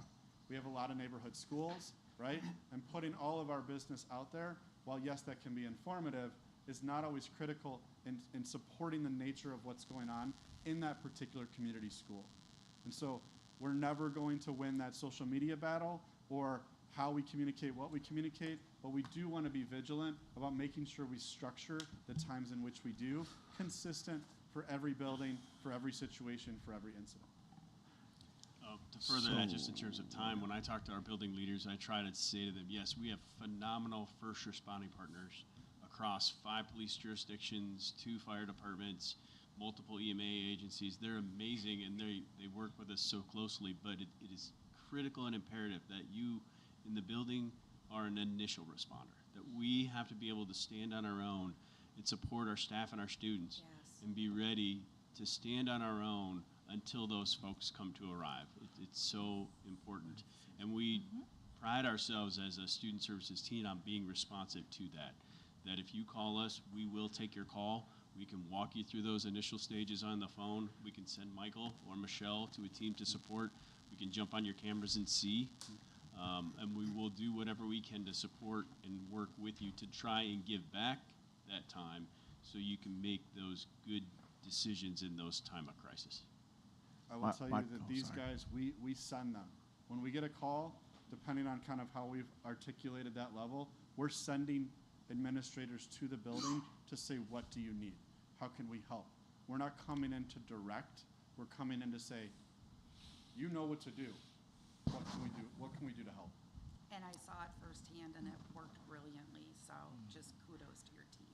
So my question actually, well, first, before I go to my question, these last 3 presentations, just today alone, have really underscored the amount of work that has gone into strategizing, planning, and even informing all of our staff. And so we have made extraordinary progress in the last 12 to 18 months. So I just want to say thank you, first off. Really, thank you. And we're not even today talking about the high quality instruction. But it's a lot of information. And so my question is how are we assessing our staff's ability to accept, retain, and then follow through on all that we're asking them to do? Because if they are the first line of defense, and we've had a phenomenal example today that we celebrated, but I think that a part of all of our assessment is to ensure that they're able to retain all of this information in a way that they can respond to it real time. So you may not have to go into great detail, I understand what it is, but just a brief overview of how are we assessing that we are, for lack of better terms, prepared. I think being intentional. Even our most recent school improvement day, we provided contractual time for staff to participate in those online LS modules, and then asked the building principals and assistant principals to sit with their staff and to have conversations in a tabletop format to be able to process the information that they learned, right? So it's just creating space and being intentional, whether it's around high quality instruction, whether it's around equity and rightful presence, whether it's around safety and security. We have to let that collaborative process and conversation, because you can't just automatically read something all the time, internalize it, and then put it into action.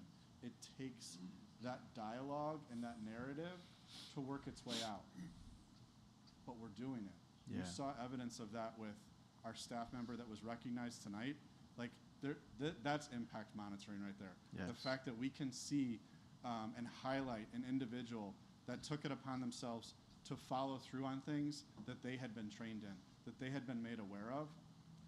Those aren't things that you can, I would love to say you can measure them because I don't want them to ever happen, right? But those aren't things you can always measure, but it's a great question. I'm sorry. Go ahead. I was just going to add to that, to your question. The board invested in a director for professional learning. Why? Because we needed to start to think about how do we prioritize all these various events. Our educators have a limited amount of time to plan their classrooms, prepare, communicate with parents, identify their own learning needs, move on those, right? So how do we, the board's investment in those things provided an opportunity to start to get up on the balcony to really look at the whole system, to then being able to organize how we think. We have not changed completely, but these are examples of that coordinated effort coming to fruition. I would also add that it's just going to take, this is the kind of thing where working with our union partners, and I want to just underscore the power of our school leaders, our principals, assistant principals, really the school leaders teams, which includes educators as well, to really develop effective school improvement plannings where they are thinking about these things as part of their design for their learning work. Yeah, and I thank you both for sharing that. And just to add to what Jen said, this is the reason why I'm saying it, is that I want to make sure that the community sees and understands the amount of progress that has been made in the last 12 to 18 months. Because when you don't, and you hear something going on at the school, immediately your knee-jerk reaction will be to respond based on what you thought the system used to look like. And so I just appreciate you all coming in to underscore and to share. You know, even as a parent, I understand because emotionally I want to go in to make sure that my kids are okay as well.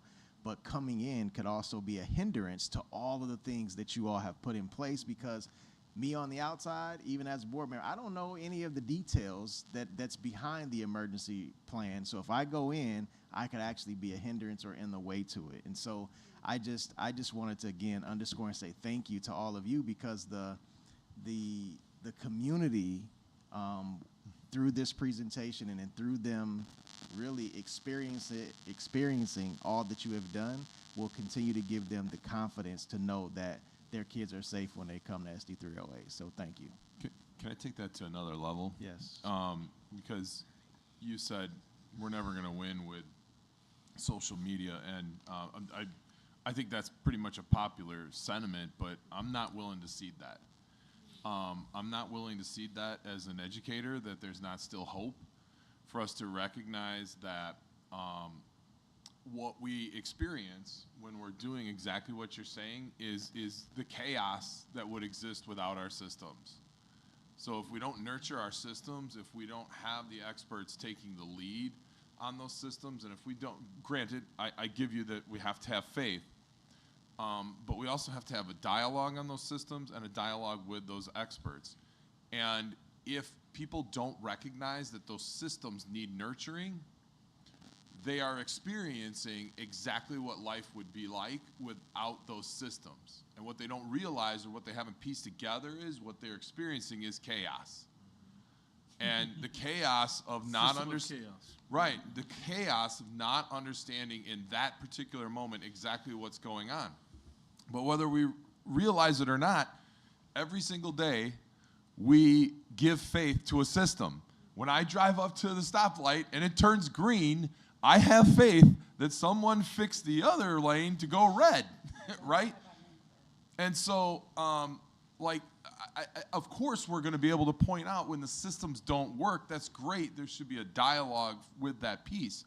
But to completely undermine the system in the process, well, welcome to chaos. And that's sometimes what people are experiencing, and they don't even recognize or realize it. So I'm not willing to cede it. I think the dialogues matter from a governance role with their communities, and I think there's a way for us to have that dialogue and help each other to realize that the systems are never going to be perfect. But that is far better than having the chaos that people are experiencing in the moment. So I'm not ready to cede it. And nobody said anything wrong. I'm just, as an educator, I'm not ready to seed it yet. Bailey, can you? Can I point out the gaps, which is from a governance. That should be part of the dialogue. A governance perspective, we are not the communicators. The administration, the building leaders are the communicators. And so how do we, and I'll give you a very specific example. How do we, like, for instance, when the threats were happening, we saw it across the country, right? We saw that somebody posted a threat online and so forth. And we saw the snowball effect of that in our district and the communication gap of, and yes, we did take steps, but how do we get to the people that aren't looking for that information?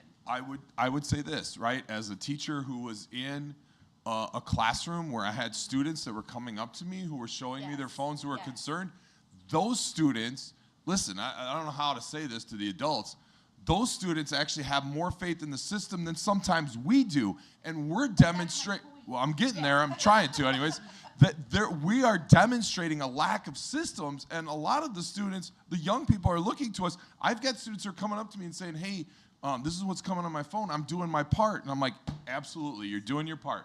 I send my email right away, you know, I flag it, and that's the system. Otherwise, if I'm sitting there saying, I don't know, it's just crazy world, and throw my hands up in the air, then that's the chaos that we don't understand as the leaders and everything else that we're actually fueling.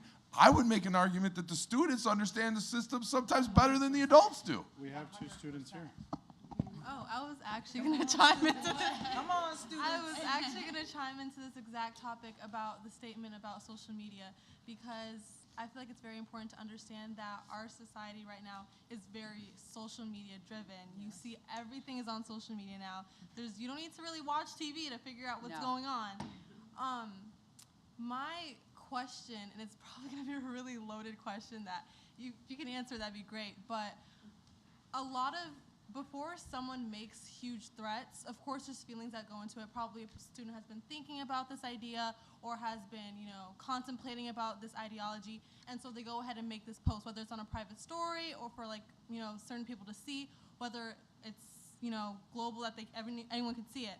My question is, how do you take teachers responding, just like he mentioned, students posting such things, such threats? Because I feel like we need to also use social media as our leeway to get quick information about a threat before, because also investigate, and then you can tell me if you can, but it takes a long time to really get into the nitty gritty about investigating cases and investigating situations, but sometimes it's right in front of you. The student posted it, you can see who posted it, it says it right there, but taking it seriously, how do you go forth about So I'd love to answer that.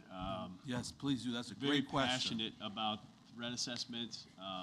Our process here in 308 is extensive, and we built it from the ground up. Coming from law enforcement, I was trained in doing threat assessment on the police side, and I've been doing threat assessments for almost 20 years.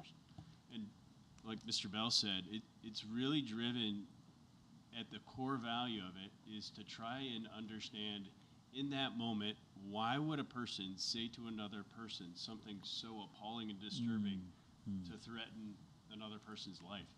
And what the research will say is that more often than not, threats are a reflection of an inner struggle. That I threaten my kids almost every day, that if you don't get out of that bathroom and get off your phone and get to school on time, I'm taking your phone. I'm threatening them rather than probably addressing it in a way where I can have a creative conversation. Like in the moment, I just need them to do something. So I throw out a threat. And humans are like that, where if I get to a point where I am under so much stress and other things in my life, I may say something that is completely uncharacteristic and make a statement that is completely inappropriate. Those are the instances where we can provide those supports and those guidance, that education to those kids, where they can make better choices and keep them on a path to goodness, I say, rather than towards a path of violence, which is really what the whole goal of the program is. The universal screener, that was so eloquently said. Thank you, Mike, for that. I mean, it's just a power of this idea of humanization and bringing a reality to what's happening in those situations. And I want to underscore here the universal screener that we've just applied this, your panorama to your question. Those types of, that's a baseline to understanding the temperature of our community. And that now finally will give our staff information real time to really start to think about where are those needs and where are those hotspots to see what kinds of attention, what kind of personalization we can bring to students. So we're not waiting for the threat, we're catching it and we're getting downstream in terms of addressing the culture and moving from reaction to prevention. And that's the power of that. Dr. Paul, do you want to add to that? Well, you just hit it right on the nail on the head. We're wanting to move our system to be proactive and preventative versus reactive and responsive. So there's a lot of collaboration, actually, with Learning Innovation and Student Services, my former team. We talk about that a lot and how we can continue to move our system in that space and use the data to help inform our practices in the classrooms. You raised a really great point about social media. Thank you for sharing. But can we dig into her comment a little bit and unpack it? Because I'm not even sure if we answered it, because one of the things that you said I think is incredibly important. The threat is right in front of us. And I'll give you a very specific example. So, and my son will kill me for doing this, but I was a part of this situation. So this happened with this team. And actually, not everybody gets to call Dr. Kilgatti and be like, what do I do with this?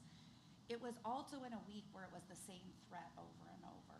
This team had to investigate every single one of them. And they had no idea whether it was the same threat or not the same threat, but they took every single one individually. But what happened is when it's perpetuated in the school and you're seeing it in front of you and someone else seeing it in front of them and someone else seeing it in front of them, it's very hard and we're overwhelming the system. Whereas if the one person turned it in and let the team do their thing, we want everybody to turn it in. But what's happening and what happened that week is it was just a deluge of like over and over it was repeating the same threat.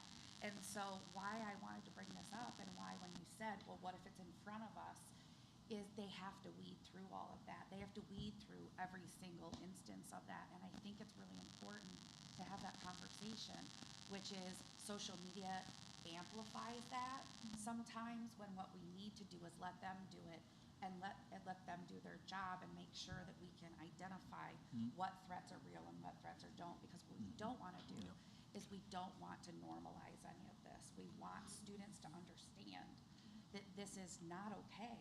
And if you need help, we can get you help. But I also think that they don't also understand the tail end of it, which is when you make a threat like that, how it changes your life, depending on the type of threat, the severity of the threat. Doing something like that because social media is so much a part of your life and at your fingertips, and you're like, oh, I'm going to send this on Snapchat or I'm going to forward it on a text message. When you amplify that, the cost of doing that is high in so many places. And it breaks my heart when I hear that a student's been arrested or detained or going to juvenile justice because they simply forwarded or sent a Snapchat. They don't realize what that does for their future. And so I think it's really important, but you guys are nailing this. We should just let them take over our board meetings because that is it. If the one person would just say something, turn it in. I think Jared's right. We can't not have the conversation. Social media is a part of our life.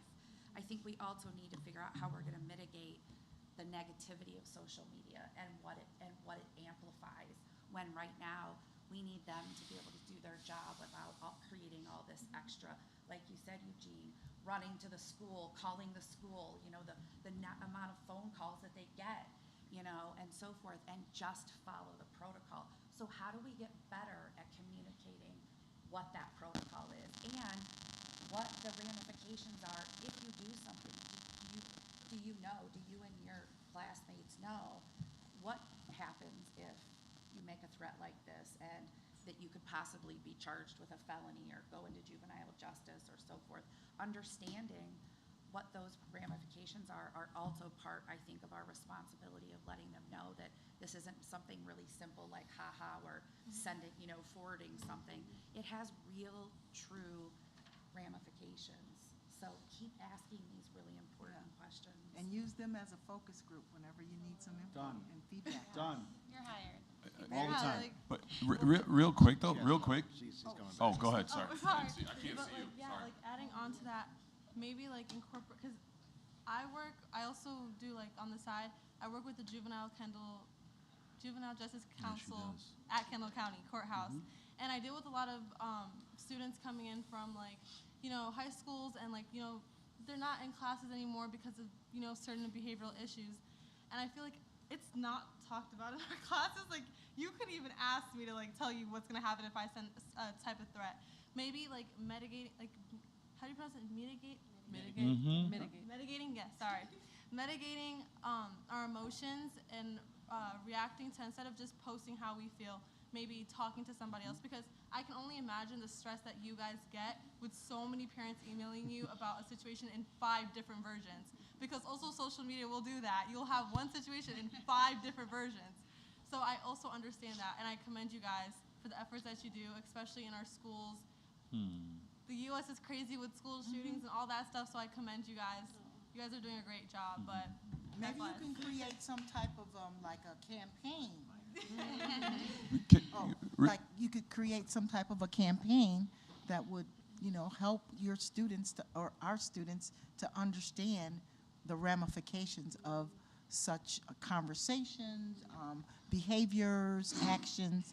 So You could just write that for the next SSAC.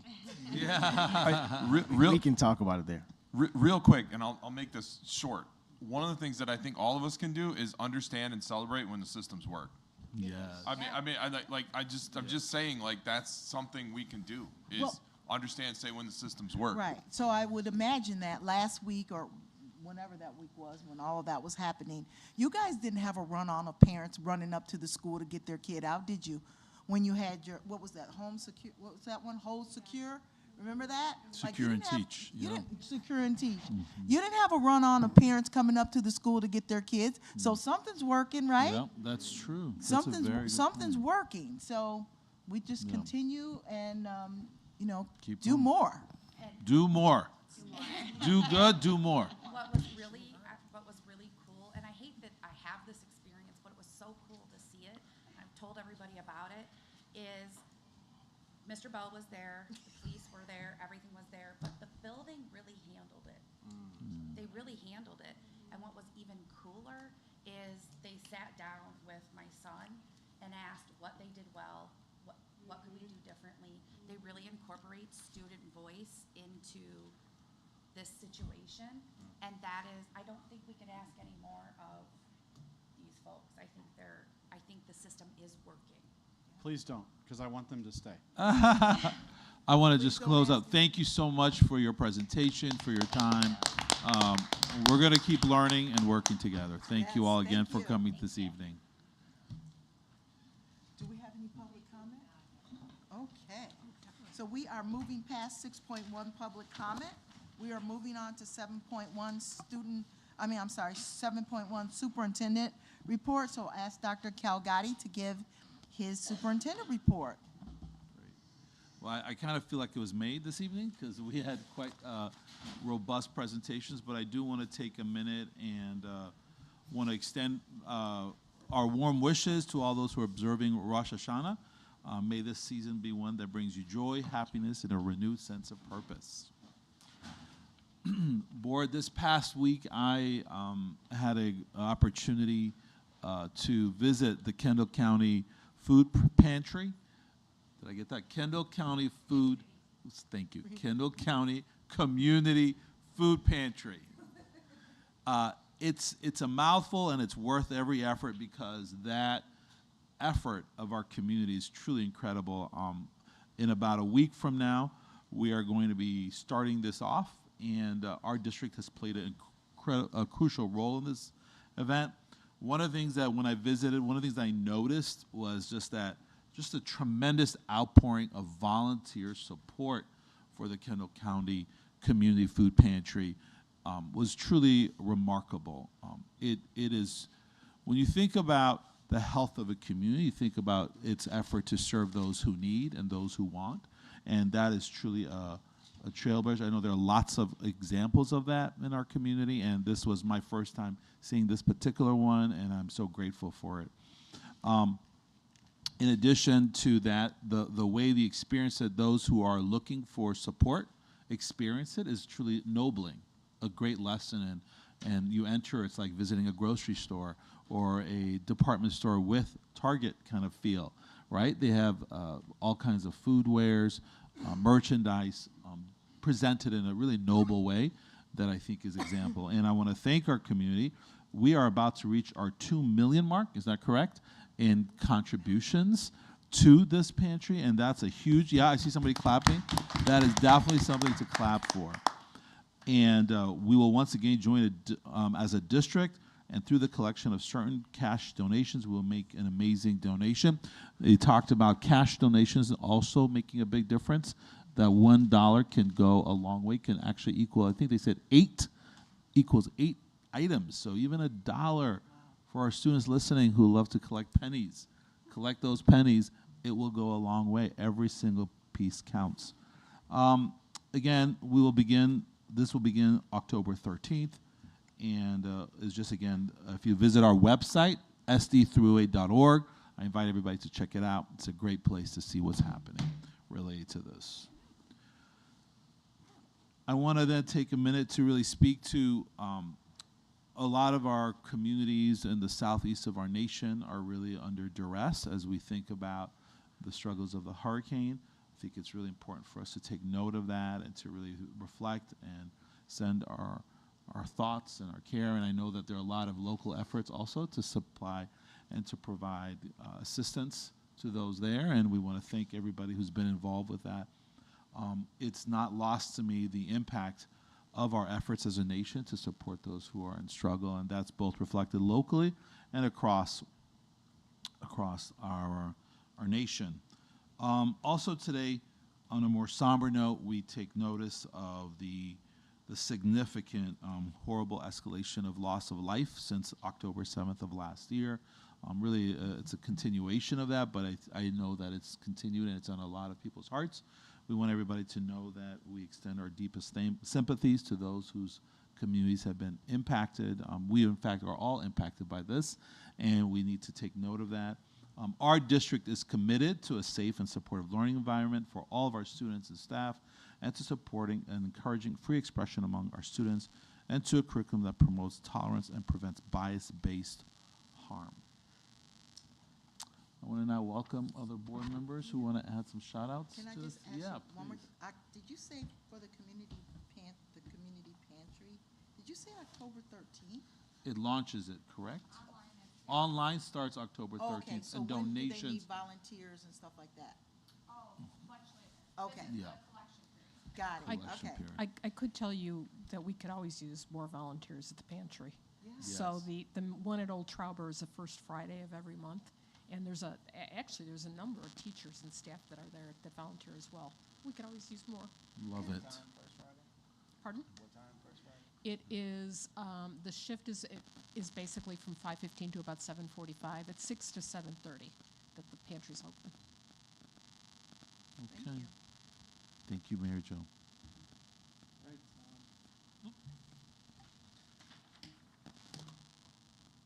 Jaden Thompson, Oswego East High School senior, organized a walk to raise awareness for distracted driving. Her inspiration comes after a difficult recovery due to a car collision caused by a distracted driver.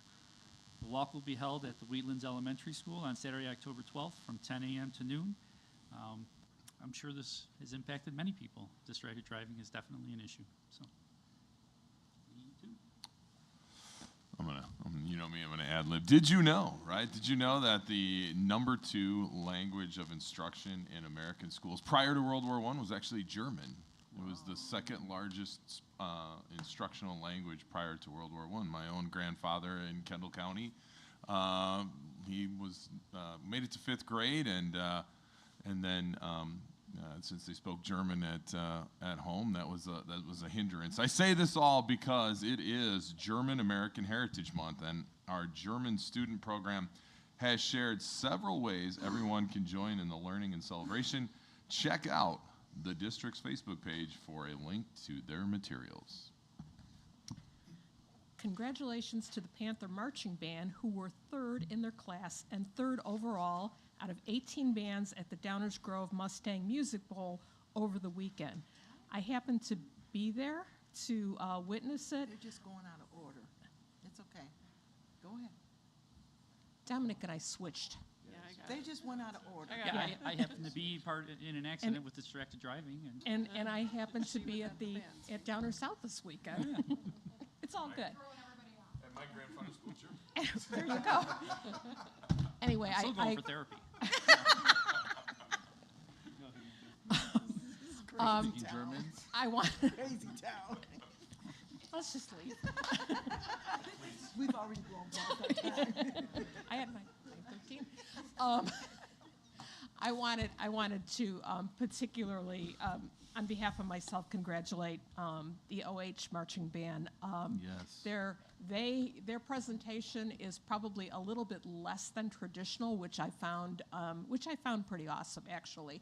And they had some really tough competition out there. It was a beautiful night. It was a great day to sit and watch bands. And again, third overall out of 18 marching bands. So congrats to them.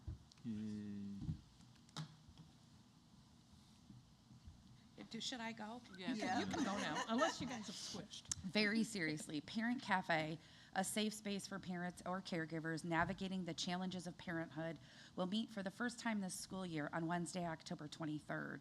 Register for the in-person meeting held at the Oswego Public Library, Montgomery campus from 10 to noon, or a virtual meeting from 6 p.m. to 7:30 p.m. Visit the district website to sign up. Congratulations to the Oswego Co-op girls golf team on winning the IHSA Regional Championship. Last month, team member Annabelle Williams got a hole-in-one at Blackberry Oaks, the first in program history. That's awesome. Pretty sweet. In other golf news, at today's sectional event, OE boys golfer Logan Hong secured his spot at state. Congratulations. Wow. Nice. Yesterday was National Coaches Day, and we want to thank the hardworking coaches who dedicate their time, guidance, and unwavering support to our student athletes across the district. Your guidance extends beyond the playing field, shaping our student athletes into confident, strong individuals. Thank you for all you do. World Teachers Day was on Saturday. Around the globe and here in our schools, teachers instill knowledge and a love of learning in the hearts and the minds of young people. We thank all teachers for their selfless service to our future generations.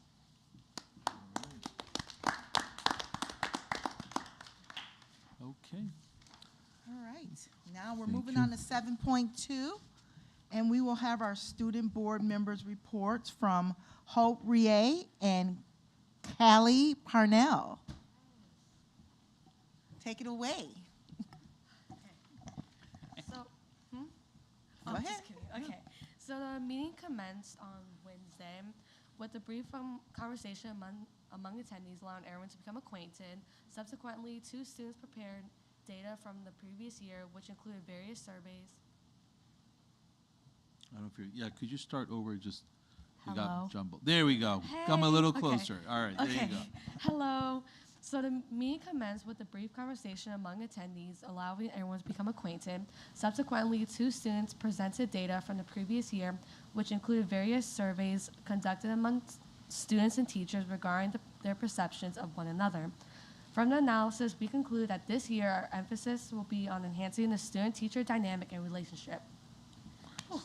Following the presentation, the students were divided into 3 groups to acknowledge, process, and brainstorm new action steps aimed at transforming the vision into a reality. Our ideas of the action steps were documented on large poster boards and were later discussed with the group after everyone came together again, and Hope will talk about the action steps and highlights from it. Okay, so there are highlights in our action steps. So we have our students and teachers fill out forms that describe what they consider disrespectful behavior, then discuss in these classes to ensure everyone understands each other's views, especially with the phone issue that we have in our classes. So we want to just send out a form so that teachers and students can have a relationship about that and understand each other's point of view. And then reevaluating the definitions and protocol of a check-in with your students, and then make them more personal and engaging and have more of a leniency, because I feel like our students need to have more of a trust to our teachers and our educators. And then I said incorporating a single day each week dedicated to fostering a teacher-student bonding activity is essential to instill confidence in students regarding their educators. And I said that this initiative can progressively develop into a foundation of trust between the parties involved. Thank you. Oh, and to add on to that, so yeah, Wednesday we briefly talked about some of the things that are, what are they called again? The board? What is the group called? No, the group called. SSAC? Student Yes. advisory. SSAC. Yes, that's what I'm talking about. They talked about many issues. One issue that they really brought up was the phone policy. Teachers consider it a little bit disrespectful for students to have their phone in classes. However, students feel as though that's their property and they shouldn't have it revoked away from them. So kind of mediating between teachers and students would kind of have a healthier liaison between them. I guess it's causing a little bit of division, especially at OE particularly. Callie can speak on OH, but it's kind of causing some division and like interference. A point that I made that I didn't want to be like devil's advocate, but I was like, teachers also have test scores that they need to submit, and if students are on their phones or seem distracted when those scores come in and students aren't doing well because they were on their phones, we're gonna look at it as, it was a material that was being taught, were students understanding the material. Okay, if they were understanding the material, then what was the root cause of them not testing well or doing well on these tests? So that's something that I mentioned, and they took into initiative about how I mentioned that topic, and they stated that, okay, I understand that portion, however, how do we create a safe place for students to feel that they can turn in their phones if that's necessary? And some ideas that were brought up is maybe phone on desk, not touching it. If so, what happens? What procedures taken after? And issues like that. And Kelly can speak more about that. Actually, I feel like that was a great way for me to start off my conversation, because when we're talking about the phones and how, like, saying them on the desk, this will help with this, this will help with this, I feel like a major problem is the perception of what students and teachers see throughout the classroom, and how students lack the sympathy and empathy prospect when it comes to teachers. So I feel like when I wrote down my first highlight saying have students and teachers fill out forms that describe what they consider disrespectful and discuss it in these classes, I feel like discussing it is just one step, but I feel like to take it a step further is actually demonstrating it. So something that actually did happen this week that I feel like that's something good to point out is in my physics class, more out of all the classes, more than I think 64% of the whole class failed the test. And our teacher pointed out that, hey, majority of this is because of our cell phones. And instead of her going on this huge rant saying cell phones is a big deal, she actually wanted to take into perspective of how it was a big deal. So what she did was she actually made us all take out our cell phones, turn our ringers on, and set them on the desk. And then she proceeded to call out students of saying, hey, you always have music playing, you always have TikTok playing, so what I want you to do is disconnect your Bluetooth, turn your volume all the way on, and start playing your music.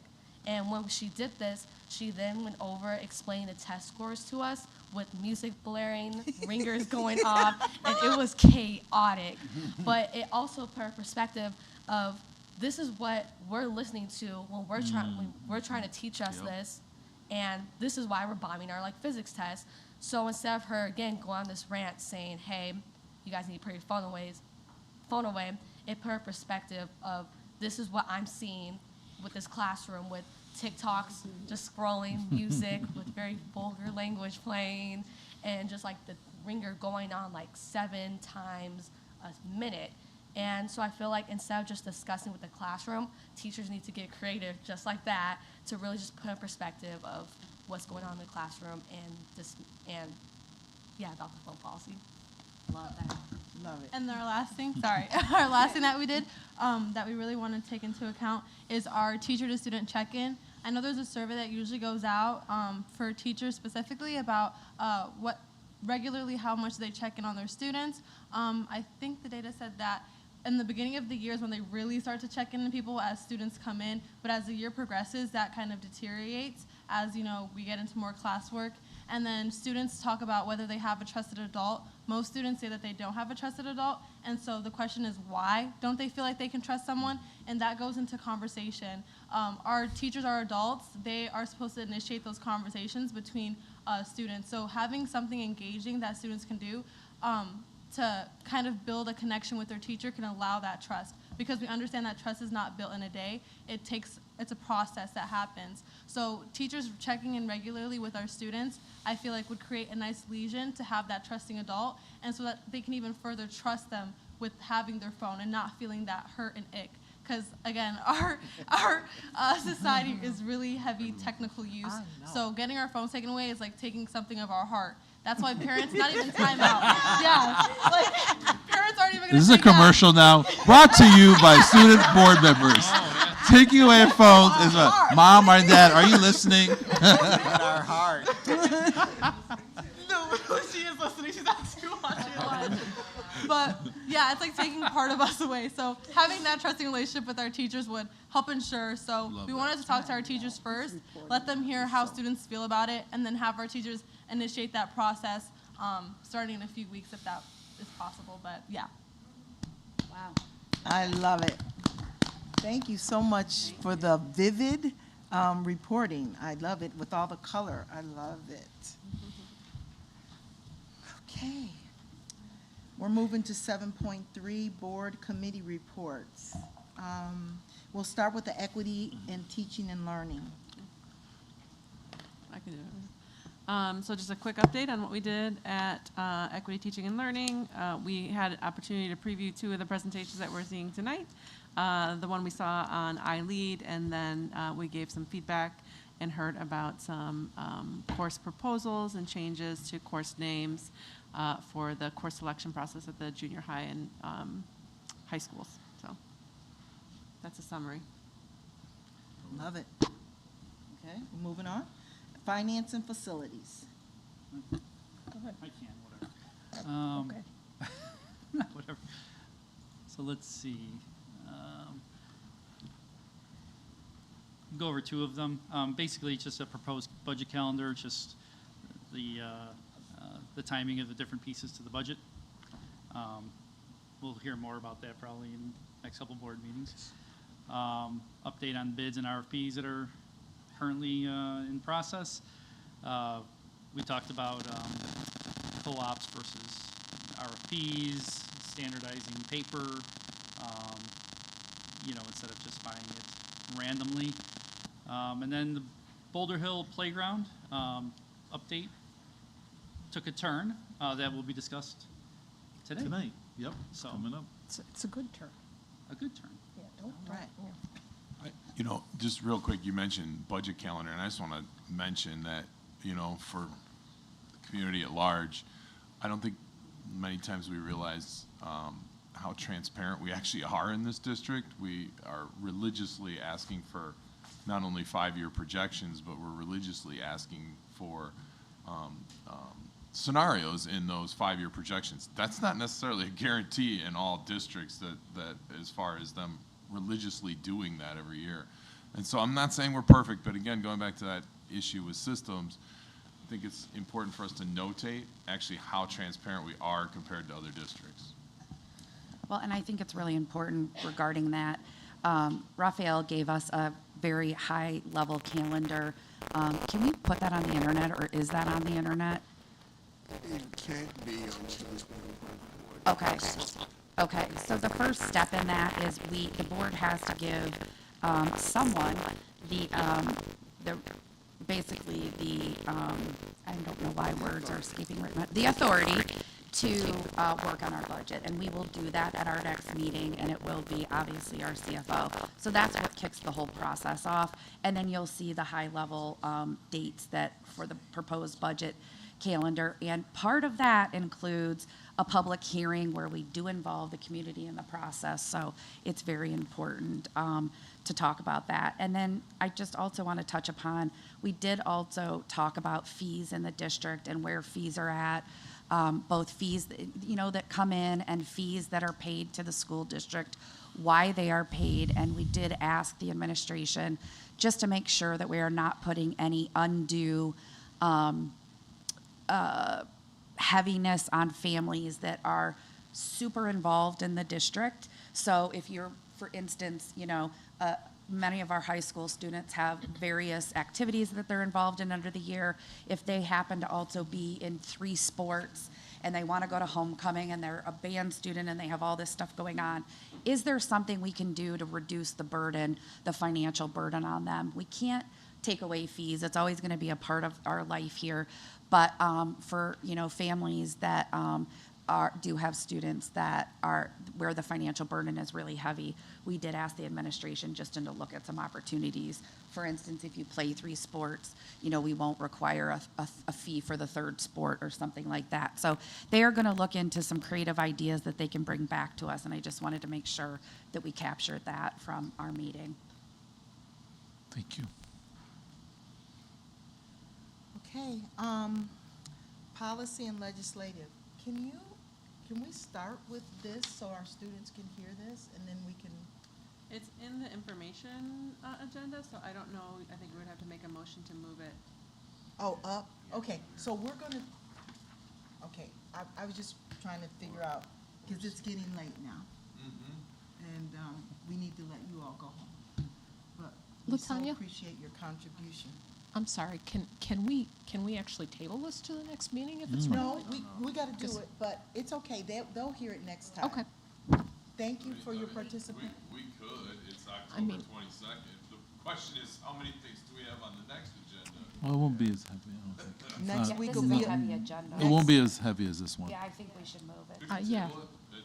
We table the IASB resolutions, because we don't need to have it for information and voting. We just have to have a chance to discuss and do a straw poll on them. Okay, so, second?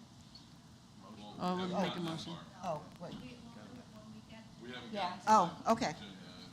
All right, so policy and legislative. Is there anything else that went on in your meeting? Oh, at our meeting, sorry. Was there anything else? Oh, yes, yes, there was. So we had an opportunity to preview the IASB resolutions that we'll talk about during information session or possibly at a later time. And then we also, as part of our legislative piece of the committee, decided to highlight some upcoming legislation, and our communications department is going to help us do that. So we took a look at a bunch of laws that were enacted in the last session, and we chose 3 to highlight for the community in the coming weeks. Is it upcoming, or it's already passed, correct? What? The ones that we chose, the legislation that we chose? Yeah, they've already Public passed. Yeah, public acts. Do we want to highlight the content of those those can. acts? I know that I chose one about the development at the state level of an early childhood department. I thought that would be something good for our community to know, that the state is really investing in systems and support for early childhood. So the one that I highlighted was AI-generated sexual explicit digital image.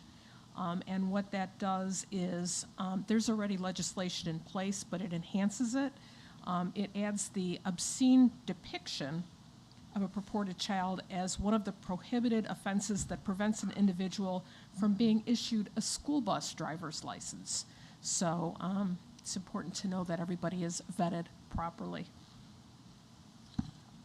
SB 3237, which is a public act, but I don't have the public act number in front of me, sorry. But here's the part you need to know, or we need to know. To receive an adjustment under the subsection, this is talking about school grants, a school district on the 2004, 2005, or 2006 school construction grant list, that's us, Hey! must initially apply and be approved during the first 3 application cycles after June 30th, 2024. So I'm assuming and I'm hoping we're on top of that. Yep. And I believe I've heard that we are.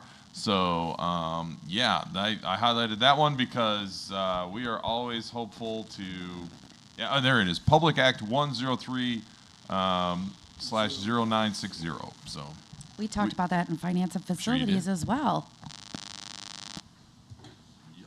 So I think the committee wants to underscore that, and the legislative part, we're just trying to open up communication with our community and highlight things that are going on at the state level in regards to legislation. Or local. Okay. 7.4, board member comments. Any board member comments? I just wanted to share that I know we did this on our board shout-outs, and Mr. Gatewood said that yesterday was National Coaches Day. It was also National Instructional Coaches Day, Appreciation Day, excuse me. And it's a day to recognize and celebrate the work of our instructional coaches who support our students and our teachers in creating engaging learning environments and experiences. And I just want to say that we have some pretty incredible ones in this district, and I want to give a shout out and thanks to them. What's happening? We done? Okay. All right. 8.1, the consent agenda. Can I have a motion to approve the consent agenda, please? make a motion to approve all items under consent, including 8.1 minutes from the Board of Education meeting on September 23rd, 2024, open and closed session, and the Board of Education workshop on September 28th, 2024. 8.2 to acknowledge the FOIA request received by the district, and 8.3 to approve the field trips for overnight and or over 200 miles. I have a quick question on the FOIA. There's only one FOIA there. It's not, usually we have like a chart that says we received this, this, this, and this. And this is just one response. So I'm just confirming we only had one FOIA request and this is the response. It's like one big one. So I hear that we did. Thank you. Okay. Mr. Gatewood? Aye. Dr. Murillo? Aye. Ms. Johnson? Aye. Mr. Cerrone? Aye. Ms. Simulton? Aye. Mr. Fulmer? Aye. Ms. Dunn? Aye. Motion passes 7-0. Okay, buckle up. Now let's get to work. It's been a fruitful evening. First up, Mr. Obafemi, paper supplies RFP. Big day for 308. Let's And we're talk Mr. about Queen. paper. So, in the past, as a district, Can you pull the mic just closer, Raphael? I just want to make Thank sure you. everybody hears. Thank you. In the past, what we've done as a district is we tend to buy paper on a retail basis as needed. What does retail mean? I mean, please? Could you whatever is clarify? convenient. Amazon, Quail, Staple, there was no coordinated way of buying paper, especially for a district our size. So in trying to address that and use our buying power to realize some savings in the purchase of paper, we develop an RFP, and then we ask our vendors to actually respond to the RFP. We got actually a pretty good response from vendors. And based on the responses that we received, we decide to make allocation based on the quality of the paper as well as the pricing of the paper. That's great. And those are the recommendations that we're sharing. Okay, thank you. Lots of excitement out there about that. Questions? Well, we want to thank your team for taking leadership on this and moving us forward and really using our buying power as a district. So thank you. Next, I want to invite Mr. Queen, 9.2. We want to invite you for a presentation regarding our playground grant for Yes. Homestead, Lakewood Creek, and Boulder Hill. Yes, so thank you for the opportunity to talk about it. These are 3 of our most deteriorating playgrounds that we need to address. The story kind of started with Boulder Hill, as Mr. Cerrone had commented on, is we were going to talk about that at FFC. During my discussions with other vendors, it was brought to my attention about a playtime grant. This grant covers 50% of the cost of the playground structure itself. Wow. This doesn't include swings or anything of that nature. So for me right away, I wanted to wrap this Boulder Hill project into that because we were hitting some high numbers already. So after we sat down and discussed all these three playgrounds and the rehabilitation of them, the cost was roughly the cost of what it was going to cost for us to do Boulder Hill altogether. We're playing a little bit of a challenges because our playgrounds are all over the place, and we have some that are inclusive and some that are not inclusive. An inclusive playground makes that ADA accessible, meaning all students can access this playground. So there's some cost differences in between what you see. So it's not a total 50-50 grant where we got a solid number and we're paying 50% of the cost and they're paying 50% of the cost. It's just for the structure alone. So the total purchase to replace 3 facilities, 4 playgrounds, is at $700 and, let me put my glasses on, $93.65. So we would want to start this project at the beginning of summer, as soon as school lets out, let these little ones get in there and start enjoying this, along with the community members that this would involve and most likely benefit all. Any questions? Can I reiterate that a little bit about what we talked about, or I like your kind of uplift, a little bit of what we talked about. Safety was a big concern.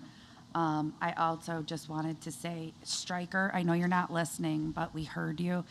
He wants a better playground at Boulder Hill. And also, I think it's really important to talk about what recess time and this time for students and how important it is in their day to kind of reset their brains. So this is something that is very important. I know that people will say, well, why are you prioritizing these projects? It is because this is incredibly important, not only to the school, but to these communities that use these facilities outside of the school day. So the surrounding homes and neighborhoods that use this, we really feel like this is a really important and critical use of these funds. And I just have to give it a huge thank you to the operations team for seeking out the grants to make this possible. It's a really, really big deal. Well, it's just as you mentioned it, in my opinion, and I believe the research backs it up, a playground is going to increase, outcomes. It's going to regulate behaviors. So there's a lot of different things that, kids with IEPs, it's just great. So I don't know, that I don't question this investment at all. No, it's definitely something that's necessary, and even for safety. But. Yeah, it's great for our schools and for those times when they have time to use a playground. But as you mentioned, just great for the communities. How many times as a parent did I take my girls to the playground after school or on a Sunday or on a Saturday, and different playgrounds around the community. One question I do have is earlier in the year, we had discussions in the abatement discussions with Ravaggio about some of the playground possibilities. Yes. Can we get an update on that? Of course. If you have it? We had an initial conversation with a representative from Ravaggio, from Caris. Ravaggio is the industrial company. Caris is the real estate developer, and also a representative from JLL, which is the real estate sales company that works with Caris and Ravaggio. And they requested that we provide them the design for the park that we wanted to see. We provided that information to them, and we need to schedule a follow-up meeting to meet with them to determine what the next step on their part will be to help us with the development of the parks. So a lot of work went into really preparing that. Mr. Queen and Mr. Obafemi worked quite hard on kind of preparing a scope of work, design. So we're waiting, and we will wait, but we will pursue as well to make sure they make good on those commitments that they promised us. Are these parks in any way a part of IGA with the Park District, or is it just solely us? Actually, that's a great question. They are. So the initial plan with the park district, yes, it was in with them. And there are several playgrounds that we do where they cover a third of the cost. This deal was just too good to pass up. And so this is not affiliated with the park district, but we still work with a number of our playgrounds with the park district in our intergovernmental agreements where they cover a third of the cost. So the rebuilding, just to confirm, the rebuilding is not a part of it, but they will still get to use it as a part of their intergovernmental agreement. Absolutely. Well, that a lot is the same pot of money, from the taxpayers. So, I mean, not too. And I can't overstate what Mr. Quinn would just say. When we priced the individual parks initially, the lowest amount to fix one of the park coming out of our bucket was $626,000 for one park. Mm-hmm. If we multiply that by 3, we're talking about real money. Now we're in a position to do all 3 for the equivalent of what it will cost to do one park. Pretty close. And having an accessible park is great. It's great for the community. Not complaining. There's not. No one's disputing that. Oh no, I know, but I actually wanted to make sure that we did talk about that, just because it's so. There's not that many. There's not any in our community. There's none in our community. So this is not only an opportunity to upgrade these parks, but there's an opportunity to have inclusive features for students, and that to have that at this time is incredibly helpful. Yeah, that's major for us, and we got some great warranties for the pole structures and the mounting braces. It's a lifetime warranty on it. Slides and swings of that nature carry a 10-year warranty with the exclusion of vandalism. Okay. And as far as paying for it, we're fortunate, if the board remember, the bond that was sold in February of 2022, that is the working cash bond.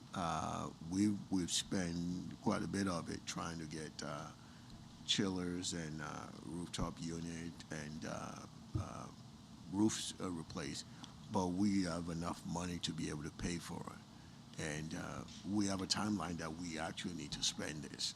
So that's the other issue, because if we don't spend it, then we got an issue with the IRS with arbitrage. So it works out perfectly for us. No hot aluminum slides for our kids. No. They'll never experience the burning legs. Thank you. Thank you, Mr. Queen, to you and your team, and thank you, Mr. Obafemi. Thank you. Next, board member travel trip to the III conference. This is an important annual learning opportunity for our board. Any questions, comments about this? And this is an important investment in the board's ability to both really learn from colleagues from across the state. But I also think, having gone last year for the first time with this board, I really felt like it was a great opportunity to really just gain many new ideas that we brought back. It's an important investment. Make a motion to table 9.4. Second. I actually have a question about III. There is a meals at $44 per day. Is that new? I've always paid for my own meals. We've all have, yeah. So are we doing? That's standard practice. That's been the board's policy for a long time. I'm not gonna reimburse myself for that. I just want to make sure, because this has been a point of contention for people in the past, and we have stated out loud that and it's up to individual board members, but that we do. I just want to say I'm going to pay for my own food. Me too. I'm not going to put that on. And we've all done that. We actually had this conversation in policy. It's reflective of whatever I don't know the number off the top of my head, but we had this conversation in policy, not about this in particular, but about reimbursement. So we have to put it in there. It's standard. And right. And I just want to make the note. Yeah, I don't know. I don't ever turn receipts in, so I have no idea. I don't know. Yeah, I carpool for that. I know. Did I drive you last year? I don't know. One year I took the train and walked, so I don't know. We try to, we try very hard not to put any undue cost in here that comes out of taxpayer money. That's all I wanted to say, so. It's move well on. worth it too. So But to the point in investment, I think it is an important huge event for our board investment. members to It attend. is. Sorry. It's okay. Anything else? Because we had a motion to table 9.4 in a second, right? Yeah. Okay. Hamilton, Aye. Ms. Venmus, Aye. Mr. Glover. Aye. Dr. Maria. Aye. Ms. Johnson. Aye. Mr. Saron. Aye. Mr. Gatewood. Aye. Motion passes 7-0.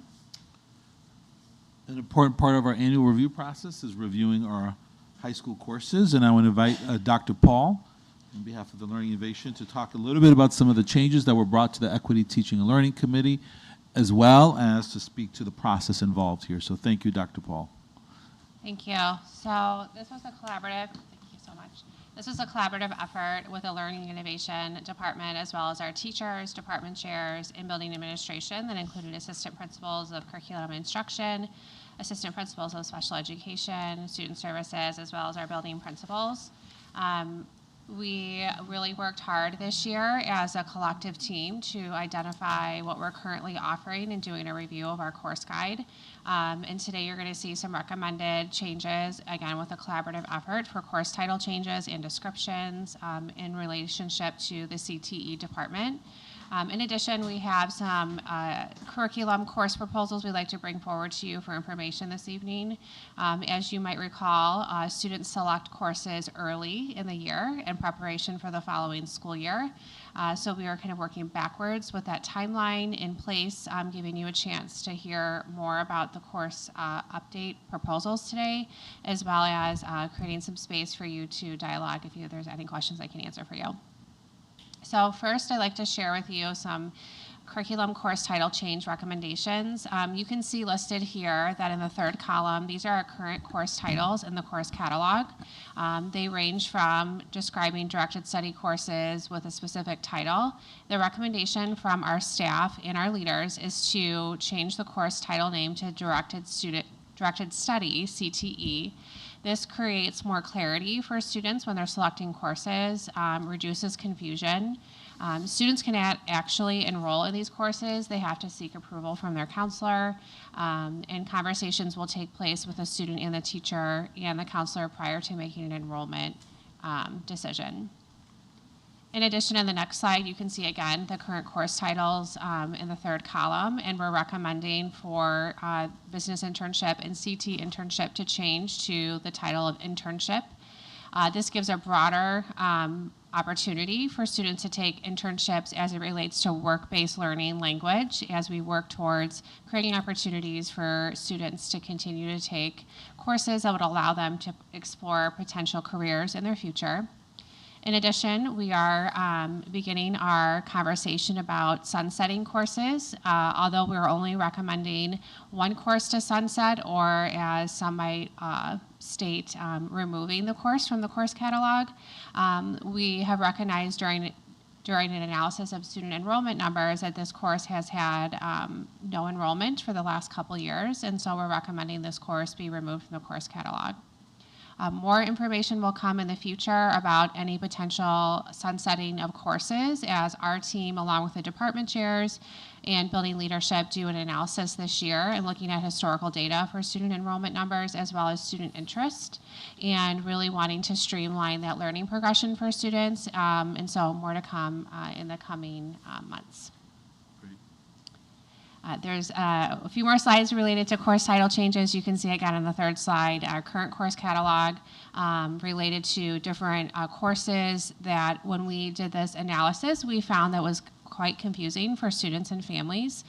So in order to have a quick review of what the progression of learning is, we're recommending a numeric change here you see in front of you to our students to be able to see exactly what the next course sequence would be, and to create clarity and to reduce confusion.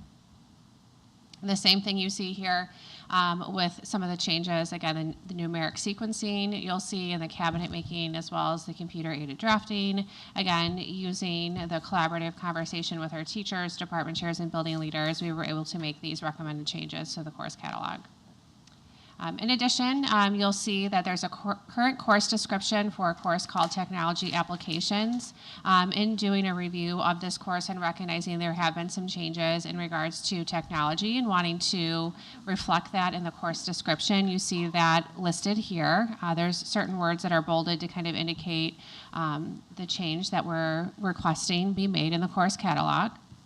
And the same thing for advanced business technology, again, wanting to make some changes and advancement in technology in the course and providing greater clarity. Any questions on the course title changes that we're recommending and or the course descriptions? I just want to say, like, we saw these at the committee, and these title changes, I think, make a lot of sense. So I appreciate the clarity it brings, especially like on the parent side when you're trying to help students choose courses.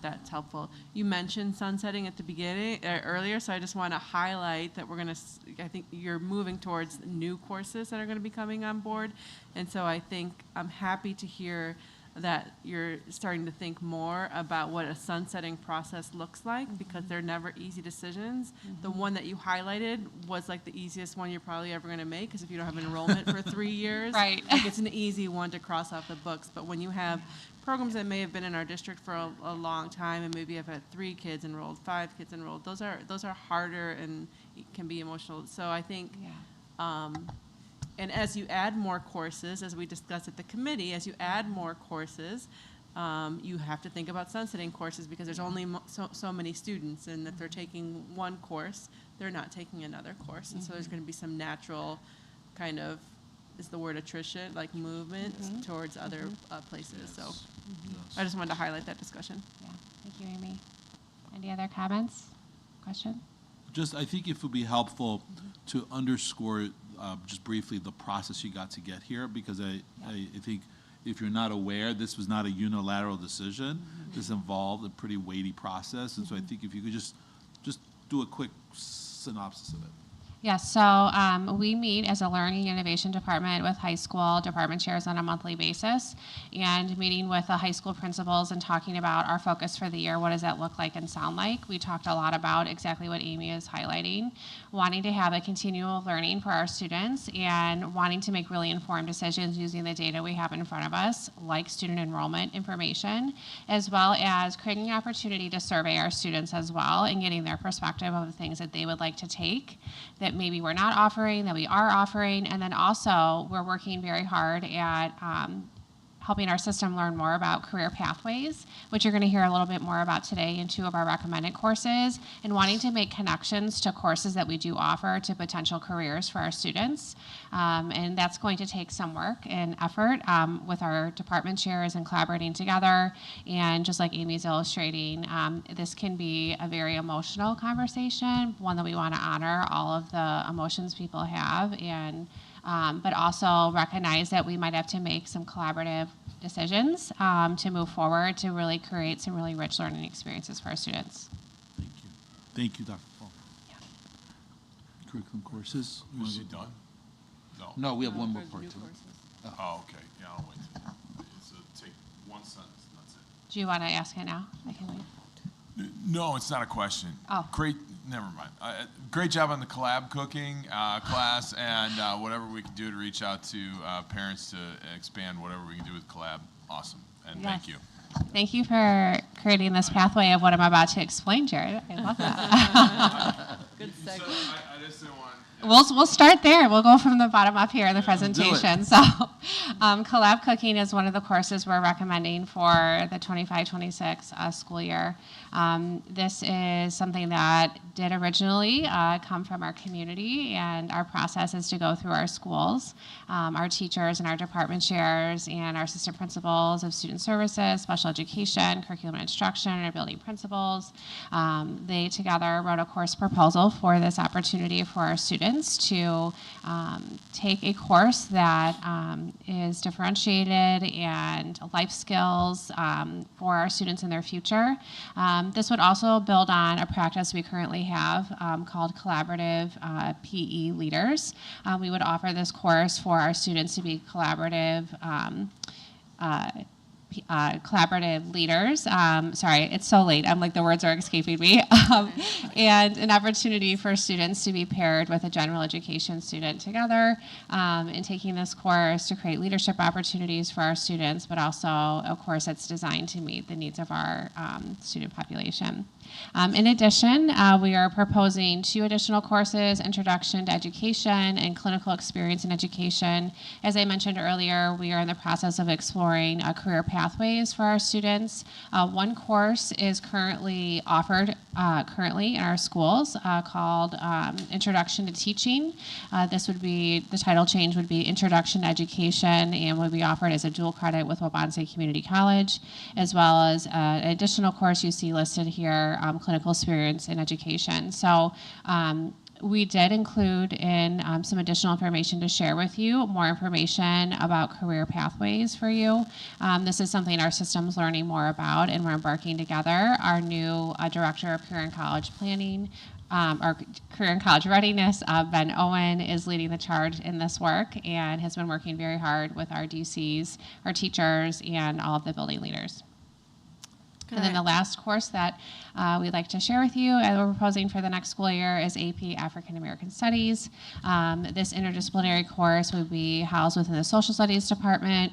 Again, some additional information has been shared with you about projected costs for each one of the courses, not only for FTE potential, textbooks, professional development, and Jared, to answer your question about field trips at our committee meeting, we also have that in there too for you to review, so you have an idea about what the projected cost could be for these courses. Any questions? Yeah, I have a couple questions. On AP African American Studies, did we find out if we're going to have prerequisites for that, or what is the recommended, like when would students take this course? Yes, I did ask that question. I did not get an answer, but I will have that before our next board meeting to give you. Okay. Will you bring that to the board meeting, or will you send that to us? How can we? How would you prefer? Well, yeah, so I think as soon as we get it, you can send it. We'll send it as part of the update to the board. And then also at the board meeting, we'll have it. So. I ask because a course catalog can sometimes create barriers for students who might want to take a course. And so the more access we can give to, especially to a course that's going to open doors for students, I think it's really important that we think about we're not putting like 3 or 4 prerequisites in front of them before they have access to that course. So great point. That's really important. Thank you for sharing that. I'd be interested if the department chairs have looked at some of the other surrounding districts who might be offering this course, what their prerequisites look like, or if they even have a prerequisite or a recommended year they would take AP African American History. Yes, thank you. I'm sure you could. Thank you for looking into that. And then the other question I have is, or just a wondering, with the Intro to Ed and the Clinical Experience in Education, has there been discussions, or do you think there will be future discussions about how that could create a pipeline into our residency program?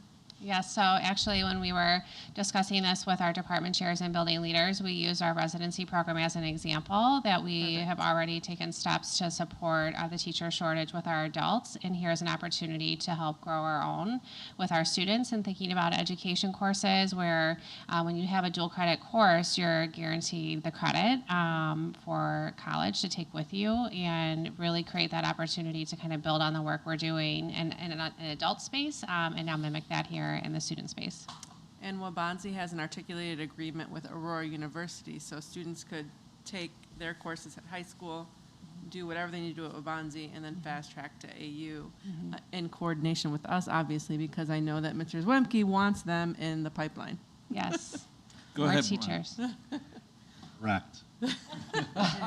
No, we absolutely recognize with the amount of career pathways that Dr. Paul and her team and department chairs are reviewing and looking into, that this educational pathway is a key provider for us in the future. We know in our community we have many staff members who work here, live here, and raise their children here, but to aggressively start to provide opportunities for our students thinking about this, not just as a sophomore or a junior or a senior, but even earlier, to start thinking about that 4-year, 5-year, 6-year career path that I know Learning and Innovation is going to be reviewing. We're very, very excited about this for future opportunities and look to have a profound interdependence amongst human resources and learning and innovation.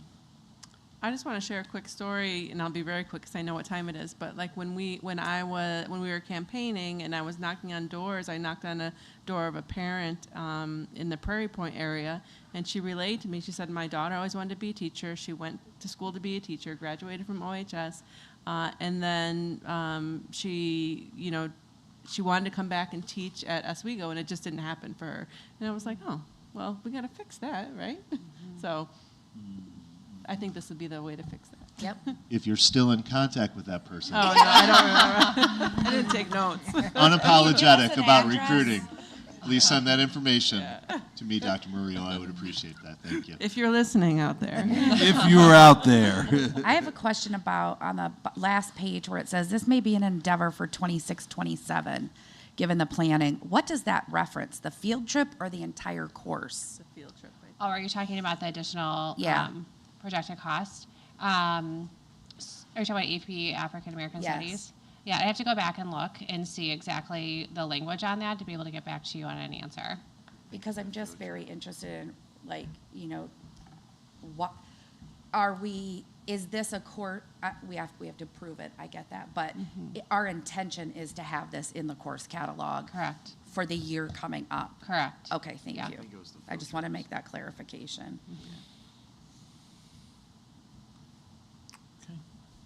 Thank you. Thank you, Dr. Paul, and to also your team and all the other leaders and educators and staff who were involved in this process, and we thank you for this presentation this evening. And that concludes our presentation. Madam President? 9.6 policies for first read. Okay.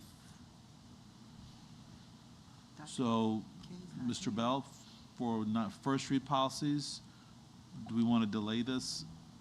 I know you were. I'd like to recommend we delay this one for the next board I meeting. would appreciate that. Okay. 9.6, Madam President? Make a motion to, we're tabling, right, for the next meeting? Yes. Make a motion to table 9.6 for the next October 22nd meeting. Second. That meeting is just. Mr. Gatewood? Aye. Dr. Murillo? Aye. Ms. Johnson? Aye. 21st. Mr. Rowe? Aye. Ms. Simulton? Aye. Mr. Plover? Aye. Ms. Venmus? Aye. Motion passes 7-0. Action item 10.1, bills for payment. Can I have a motion, please? Make a motion to authorize the payment of bills in the amount of $4,128,566.58 as presented. Second. Mr. Plover? Aye. Mr. Gatewood? Aye. Ms. Venmus? Aye. Mr. Cerrone? Aye. Ms. Simulton? Aye. Dr. Murillo? Aye. Ms. Johnson? Aye. Motion passes 7-0. Action item 10.2, approval of resolution providing for the issue of general obligation bonds. Can I have a motion, please? Make a motion to approve the resolution providing for the issue of not to exceed $12,150,000 general obligation refunding school bonds of the district for the purpose of refunding certain outstanding bonds of the district, providing for the levy of a direct annual tax sufficient to pay the principal and interest on said bonds, authorizing the proposed sale of said bonds to the purchaser thereof, and authorizing the execution of certain escrow agreements in connection therewith as presented. Second. Mr. Gatewood? Aye. Dr. Murillo? Aye. Ms. Johnson? Aye. Mr. Cerrone? Aye. Ms. Simulton? Aye. Mr. Plover? Aye. Ms. Venmus? Aye. Motion passes 7-0. Action item 10.3, approval of master facility plan. Can I have a motion, please? Make a motion to award the project of the master facility plan to White & Company for a total amount of $380,000 for all three phases. Second. Ms. Venmus? Aye. Dr. Murillo? Aye. Ms. Simulton? Aye. Mr. Cerrone? Aye. Ms. Johnson?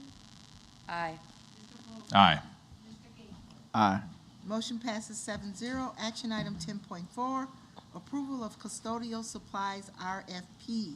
Can I have a motion, please? Make a motion to approve the selection of the top 7 vendors to provide custodial supplies between them: Janco, Performance Chemical Pike, Pyramid School Products, Unipack, Unique, and Warehouse Direct. Second. Mr. Saron, Aye. Ms. Johnson, Aye. Mr. Colbert, Aye. Mr. Gatewood, Aye. Ms. Bennett, Aye. Dr. Mario, Aye. Ms. Simulton. Aye. Motion passes 7-0. 10.5, approval of personnel report. Can I have a motion, please? I make a motion to approve the personnel report as discussed and presented. Second. We are not going to let Ursula retire. Yes. As discussed. Second. I already did. No, I'm not supposed. I don't know. I, Gonna be a like to long have a vote. Any discussion, questions? please. I seconded it. You were otherwise I like to have a distracted. discussion. Is there a discussion? Is there a discussion? Any Chair, comments? is there a discussion? Comments? Comments?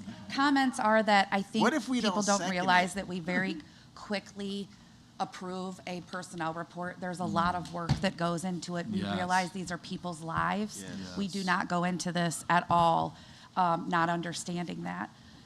And we often have to say yes to things. Ursula is such an amazing part of the school board and how the school board functions, how the superintendent functions. She has been a steward of absolute grace and dignity and a vault and all of those things, and she is going to be a huge loss to this district. So we don't do this lightly, but we also know that she deserves to have one heck of a retirement. Yes. So with that Yes. With a said, heavy heart. a Second. very We heavy second. heart. Ms. Simulton, Aye. Mr. Colbert, Aye. Mr. Gatewood, Aye. Say no. Ms. Bennett, Aye. Mr. Saron, Aye. Dr. Mario, Aye. Ms. Johnson. Aye. Motion passes 7-0. Can I have a motion to adjourn? Make a motion to adjourn. Second.